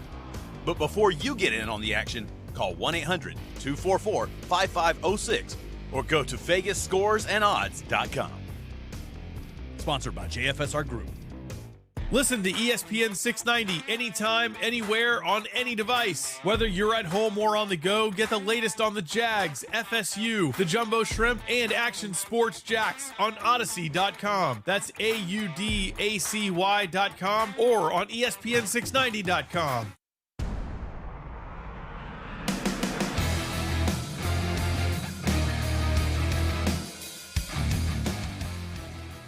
Action Sports Jax overtime, ESPN 690. Brian Middleton at the broadcast on Casey Kurtz at K. Kurtz. By the way, Brent and Austin don't like when I talk about my tweets because, I'm very concerned about Twitter, so I didn't bring this up today. Hit a home run with my tweet on Sunday from the field. So this is a good story. So out in L.A. with Brent and Marcel Robinson, and we were on the field pregame for, warm-ups and stuff. Okay. And so you can pretty much, go – you can't go, on the field, but, you're on the sidelines wherever you want. They don't stop you from going anywhere. You can go behind the benches or – So, anyway, we stood for a long time, right where the Jags were going to come out. Nice. And Brent was he was waiting because James was questionable coming into the game. So he was going to wait for James to come out and, see how the workout was going to go. Okay. But he also wanted to be on the Rams side when Jalen came out. Because y'all petty. Well, because he's petty. I didn't care about Jalen. He said, hey, watch out for Jalen. But he also wanted to see Darius Williams and Johnny Wolford, who are from this area. So he's like, I'm going to go move around a bit. You can do whatever you want to do. So I stand in this spot for an hour and a half. And Brent comes back and he's like, what are you doing? Why haven't you moved? I'm like, I got a plan. Trust me. So I'm waiting and I'm waiting. And all the, literally the whole team is out. And I'm like, where's Trevor Lawrence? And then I was worried because I'm like, he's just going to sprint by. I'm not going to have time to get my video ready. But man, when I tell you I got a crisp 4K video of Trevor Lawrence walking right by me and a little zoom on his, the special cleats they were wearing. Ooh, you got sunshine in 4K? It's 4K, got a little zoom on the cleats. Did you get the golden locks, man? Did it look like the Subway commercial? Better than the Subway commercial. Get out of here. They should hire me I for got to camera see that. work. So I did that, and I waited the whole time for it, and I got it, which was awesome. And let's check on it now. 2,800 views, 88 likes. So, I see you out here winning, Casey. I did it. I see you out here winning. It's all about the Twitter game for me. Brent and Austin are cringing if they're listening. They're probably not. But so I waited that whole entire time just to get that video, and that was pretty much the highlight of my entire trip. I'm not even going to lie. But the stadium itself was pretty great. The whole experience was pretty cool because I'd obviously not done that on the road and all that. So that was really cool. The stadium was awesome. Besides the fact we talked about it earlier that nobody really could tell us where anything was. Right. We walked a total of 8 miles the whole day, so that was a disaster. But overall, the stadium was really cool. But I can tell you what's not really cool, and that's the Jags football team. It is a yikes scenario right now. James Robinson's getting benched no matter what Urban Meyer says. And I will tell you this about Trevor Lawrence. So I don't have the privilege to spend a lot of time with Trevor Lawrence outside of ever. I've only seen him once or twice ever. When he walked in to do the post-game press conference yesterday, yeah, he looked defeated. He looked defeated. Before he even walked up to the podium, when the door opened and you saw it was Trevor, he just he looked at, because there was only, me, Brent, Marcel, and 4 people I can't name. There's only 7 of us in there. So he looked at every person. It was just he looked like well, he did. He just lost 37-7, and he looked like it. You know what I mean? He looked depressed, but he looked defeated, and I was like, this guy didn't look like this week 1. He didn't. Hey, I tell you what, I was talking to Stuart yesterday when I was coming in and he was leaving, and we were talking about the Jags amongst some other things. By the way, he's okay with Billy Napier. He was at that press conference, and he was that's fine. He said he's good with okay, but that's what I said to him. I didn't see his presser, his post game. Yeah. But on the field, yeah, it looked like, and it feels like that might have been the second game in a row, but definitely this was the first game. It looked this pronounced to me. Yeah. That he just looked like these guys around me aren't it. Yeah, and no, I think you're absolutely right. And it's hard to, we've talked about it, and we will continue to talk about it throughout the week. Obviously, the James Robinson situation. So it's hard to know, is he frustrated that James isn't in when he should be? Is he frustrated that his receivers are just flat out not good at football? It could be. His offensive line is also no good. His offensive coordinator doesn't really know what's going on. So there's a lot of things he could be frustrated about, or the fact that he might be just mad at himself. He's not leaving a lot out there, but at the same time he is. There are some throws that could be better. There are decisions that could be made better, but he has a millisecond to do anything. And when he does make a good throw, somebody drops it. Somebody, does something ridiculously wrong. So, but that's my outstanding memory of the whole play experience of the weekend was him coming in the room and looking like somebody just killed his family. Like that's what he looked like. And it's unfortunate because, it's what, 12 games into his professional career. Mm-hmm. Yeah. And it's not going well. I don't know. This is his first, I hate to say this, but this is his first taste of, I guess, adversity in this packaging. Yeah. Right? Because in his life, if you're playing football, if you get to the NFL, there's been an adversity, right? Even if you have all the talent in the world and you have a hard work ethic, you actually got to put the work in. I mean, he lost 2 games in college. Yeah, and wasn't it 2 in high school or 1 in high school as well, something like that? Yeah, it's either 1 or 2. Yeah, it's at most it was 4. Yeah, and he's lost 9. Yeah, and so it's I feel for him, but it was so visible on certain shots, in between plays when he was walking to the sideline or walking to the huddle. And you're just like, I hope they don't break this kid. I don't think it will, but I think he is starting to get being worried, more sobered to the reality that it ain't happening this year. Yeah. And I don't know if it's going to happen next year. Yeah, no, I think you're right. And a couple more things just real quick on the Jags. James Robinson is going to be on Jags Report Live with Brent Martineau, Fox 30 at 7. And James has been good answering the questions that Brent's had for him, and Brent will probably try to get something out of him again tonight because what's happening with James is utterly ridiculous. If I was James Robinson, I would stop showing up to work, and I would say, get me on a team that appreciates me because he's a top back in the league, and they're playing 100-year-old Carlos Hyde. So that's that, and why my man got to be 100 years old? Because he's, I don't know, from 3 to, I'm not even going to address it. That's just how over it I am with Carlos Hyde. From 3 to 6, we said this, and me and Brent saw this from the press box. There were multiple times in the game when James was benched yesterday where Carlos Hyde was trying to come off the field because he was winded, and they were telling him to stay out. They would not put James on the field. So for Urban Meyer to then say, oh, it's because he has injury concerns. No, that's just cap. Urban Meyer is... The fact that every answer is different when they ask about James Robinson, what's wrong with him, every answer is different. Oh, he's injured. Oh, but no, we actually wanted to give Carlos some reps. He had fresh legs. Oh no, we just thought that was the better option at the time. Oh no, it's this now.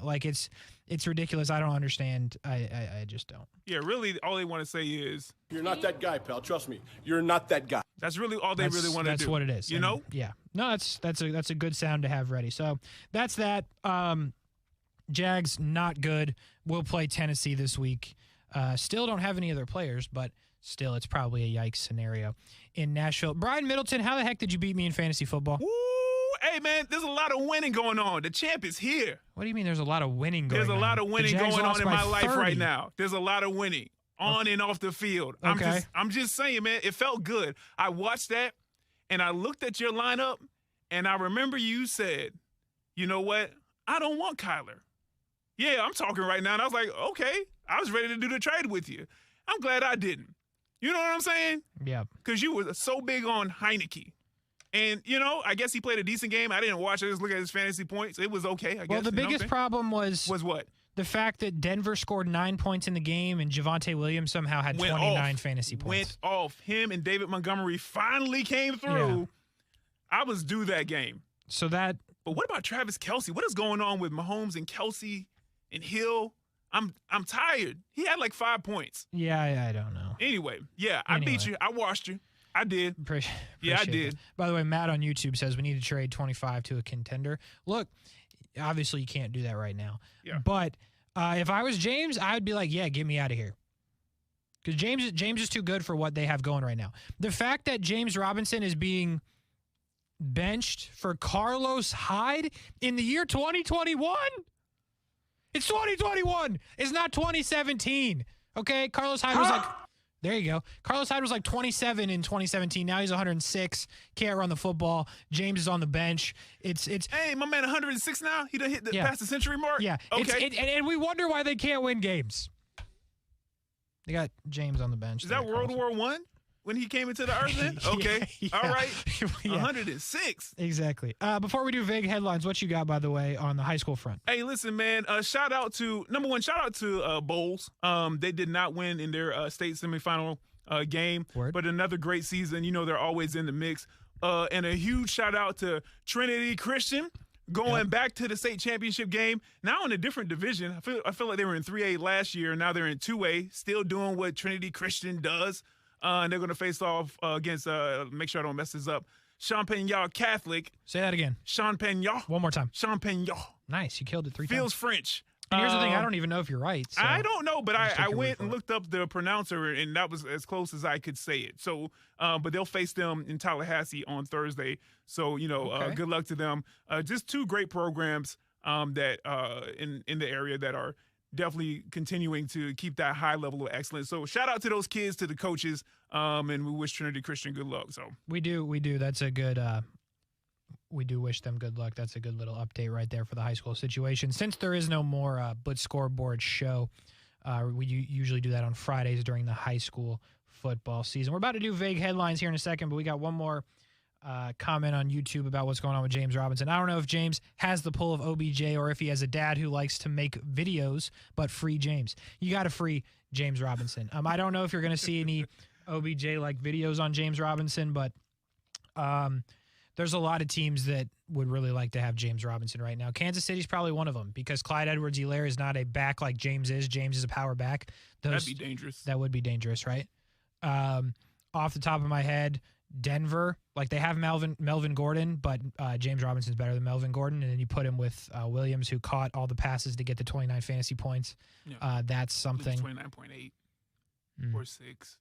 And I even think like all these would be like split carry situations, but even putting him with Austin Eckler in the Chargers, because Eckler's more of a receiving back, you get the power back in James. Seattle could really use him right now. He'd be the lead back. But like obviously you're not going to be able to move him right now. But yeah, if I'm James Robinson, I'd be like, listen, man, I was undrafted. I was the best player on your team. I'm still the best player on your team, and you're playing Carlos Hyde, who was like Madden 2005. Yeah. Yeah, it's just wow. Yeah, I know. It's a nightmare right now for that. So without further ado, man, we call it vague headlines. Brian Milton, what are the headlines coming off the weekend? Let's see right here. Okay, Casey Kurtz. As always, I'm going to ask you, I'm going to give you 2 headlines. You're going to tell me which one you want. Then we'll get a little bit more in the way. We got some music? We got some music. Can you hear it? Yeah, you can hear it. Oh, I got that, yeah. Yeah, so, hey, here's the deal. Turn that up. First two. All right. He's out of here, or, crossing my fingers, high as a kite. He's out of here, or high as a kite. Let's go high as a kite. High as a kite, man. You don't know how happy I am that you actually picked that one. Okay, Casey, yes, you ready? All right, actual headline. An Oklahoma cafeteria worker faces possession charges after she brought cookies baked with marijuana to teachers at her elementary school, reports say. Now, why she... We're not there yet. You got it. All right. You feel what I'm saying? Yep. All right, let me get through it, all right? All right. So you heard that right. Mm-hmm. But for more on this story, let's go to KFOR News 4's Caitlin Ogle for the latest. Lunchtime on Thursday, a fresh batch of Happy Cookies, baked with marijuana, delivered to 2 Earlsboro elementary school teachers. Police say cafeteria worker Sarah Daly used her own THC butter in the batter, hoping to ease the teacher's alleged stomach pains. I guess she was trying to help them out. In turn, one got sick and had to go home for the day. After hearing the sweet treat made the teacher sick, the second teacher going to district officials. Yes, Casey. That person who went to the administration clearly lived by the motto, if the cookie don't sit, then I must become a snitch. All right, so the lunch lady said that the cookies were meant to be eaten at home, actually, but she was still booked for a litany of charges. Casey, what's the last thing you ate that made you sick, and would you hang out with this cafeteria worker outside of your actual job? That's a good question. Probably would not. I don't spend nothing against cafeteria workers. I just don't spend a lot of time with them. Sound elitist. I just don't know any. So maybe they're obviously a certain type of people because we just heard that story. The last thing that made me sick is interesting because like I feel like it happened recently, but I don't like fully remember. Okay. Yeah, that wasn't. Yeah. Well, I'll give you the next 2 headlines then. Good talk. All right, next 2 headlines. Oprah, the referee, or impromptu sleepover. Oprah, the referee, or impromptu sleepover. Okay, I'm going to tell you why we're picking Oprah, and that is because Josh Nichols ran her over in Drake and Josh. Did you watch Drake and Josh, or was that before your time? And that's before my time. Or after your time, I guess. Yeah, you know what I'm trying to say. Yeah. I wasn't watching Drake and Josh. Yeah, but that's okay. So Josh, by the way, Josh Nichols, he ran over Oprah. And then he looks and he's like, I ran over Oprah. He loved Oprah. He had a shirt with her face on it when he ran her over. So I got to pull that and the Baylor Bears. All right, I got to write this down now. We're gonna have a whole soundboard. All right, Casey, Oprah the referee. Actual headline: Washington Wizards get 3 technical fouls in under a minute. Now, It was a long last Friday night for the Washington Wizards as they basically chased the Cleveland Cavaliers around for most of the game. At one point during the matchup, the Wizards were down by 30 points, and it was at that point where Washington showed visible signs of frustration. They were handed multiple technical fouls in just about 30 seconds because of their interaction with the sensitive NBA officials. Now we're going to take a listen real quick to the Wizards broadcasting crew during that point in the game. Just bear with it because it will take a second to unfold. All right. C.J. Washington tees up Aaron Holiday. I'll be honest, I didn't see what happened. Drew, did you see it? Yeah, right. Aaron has to be careful because he kind of waved his hand towards the official, and that could have easily gone for a second technical. And now we do have a technical on Montrezl Harrell. And now we've got another one against Davis Bertans. You get a T. You get a T. Everyone gets a T. You could have put that money together, had a nice couple of dinners, JK. On this season of giving, Oprah's in the house, dressed as C.J. Washington. Hey, man, shout out to that commentary crew. That was so good. You'll find if you pick the right headline for the next two that the commentary this year in 2021, boy, they have not been caring. They've been having their bars ready, and I appreciate it. That was good. That was good commentary. The Wizards would go on to lose that game 116-101, so technically they actually made a run in the game. Sounds like it, yeah. But when's the last time, Casey, that you made a bad situation worse? Yesterday. This morning. Yeah, I mean, this morning or yesterday. PM. At some point yesterday in the LA airport when I tried to get people to sign a waiver that said we don't care about the fog. Can we fly and whatever happens, happens. I didn't get many signatures. I think Marcel was like on the fence. So that was probably, but I probably made multiple wrong decisions in the last 24 hours. But by the way, real quick, the Wizards are good, right? Yeah. And Cleveland's trash. Well, no. This year, both of them are pretty good. Like, Cleveland is... Well, didn't one of Cleveland's guys get a season ender, one of the guards? Probably. I got to see. I got to see again. Hey, listen, man, I don't really follow Cleveland that much. Yeah, I don't blame you. Who and would? if it's not Young Bull, then I'm usually not paying attention. But but no, both teams... The Wizards are more of a surprise, I would say, because they were they were horrible. Yeah, but they were leading earlier this year. But both teams are markedly, in the urban term, markedly better than they were last year. All right. What else we got? Last two, Casey. Please pick the right one. Okay. They're both good. Well, give me like some, the disrespect remains at an all-time high. You know I'm gonna like that. Or y'all still here. The disrespect remains at an all-time high. Or y'all still here. Listen, man, I gotta hear the disrespect. That's what I'm talking about, Casey Kurtz. We here. You know I'm gonna pick anything that says disrespect. 33 black, split it down the middle because we here. Okay, actual headline. Commentator for the Bucks-Falcons game has absolutely zero chill. Okay. All right, so late in the fourth quarter in the Bucks-Falcons game on Sunday, Bucks already salted the game away, but Atlanta was in the red zone trying to score, and that's where we will go to the broadcast crew of that game during one of the final plays. Ryan, knowing he needs 2 scores, to the end zone, nearly picked off by Carlton Davis. Catch, because the next play was almost an interception, could have possibly been a pick 6. Good thing Carlton Davis has bricks for hands, can't catch, but. Yeah, you heard that right. Bucks DB Carlton Davis, a.k.a. Bricks for Hands, on the national broadcast. I also thought it was funny. Casey, number one, what's the worst insult you've heard during a sporting competition or outside of sports? About me? Nah, just in general. Oh. But if it's about you, go ahead. I mean, yesterday we were eating, and because Brent ordered pizza for like all of us. And that's nice of him. I had like 2 pieces, and he was like, I know you're going to eat more than that. And I said, is it because I'm fat? And he said, yes. So. That could count. Thank you, JC. By the way, also, this is a good one. When I was younger, I went to like Dick's Sporting Goods and bought something with my dad. Okay. And I told my dad I was like starving or something. I don't remember how the exact thing like played out. And the Dick's lady, like the cashier, was like, "Oh, it looks like you could survive a couple weeks in the woods or something." She said, like, "Whoa, yeah," just randomly. I was like, "Whoa, I don't know you like that. You could survive a couple of weeks in the wilderness." Yeah. Goodness gracious. Yeah. So, boy, they didn't care back then, did they?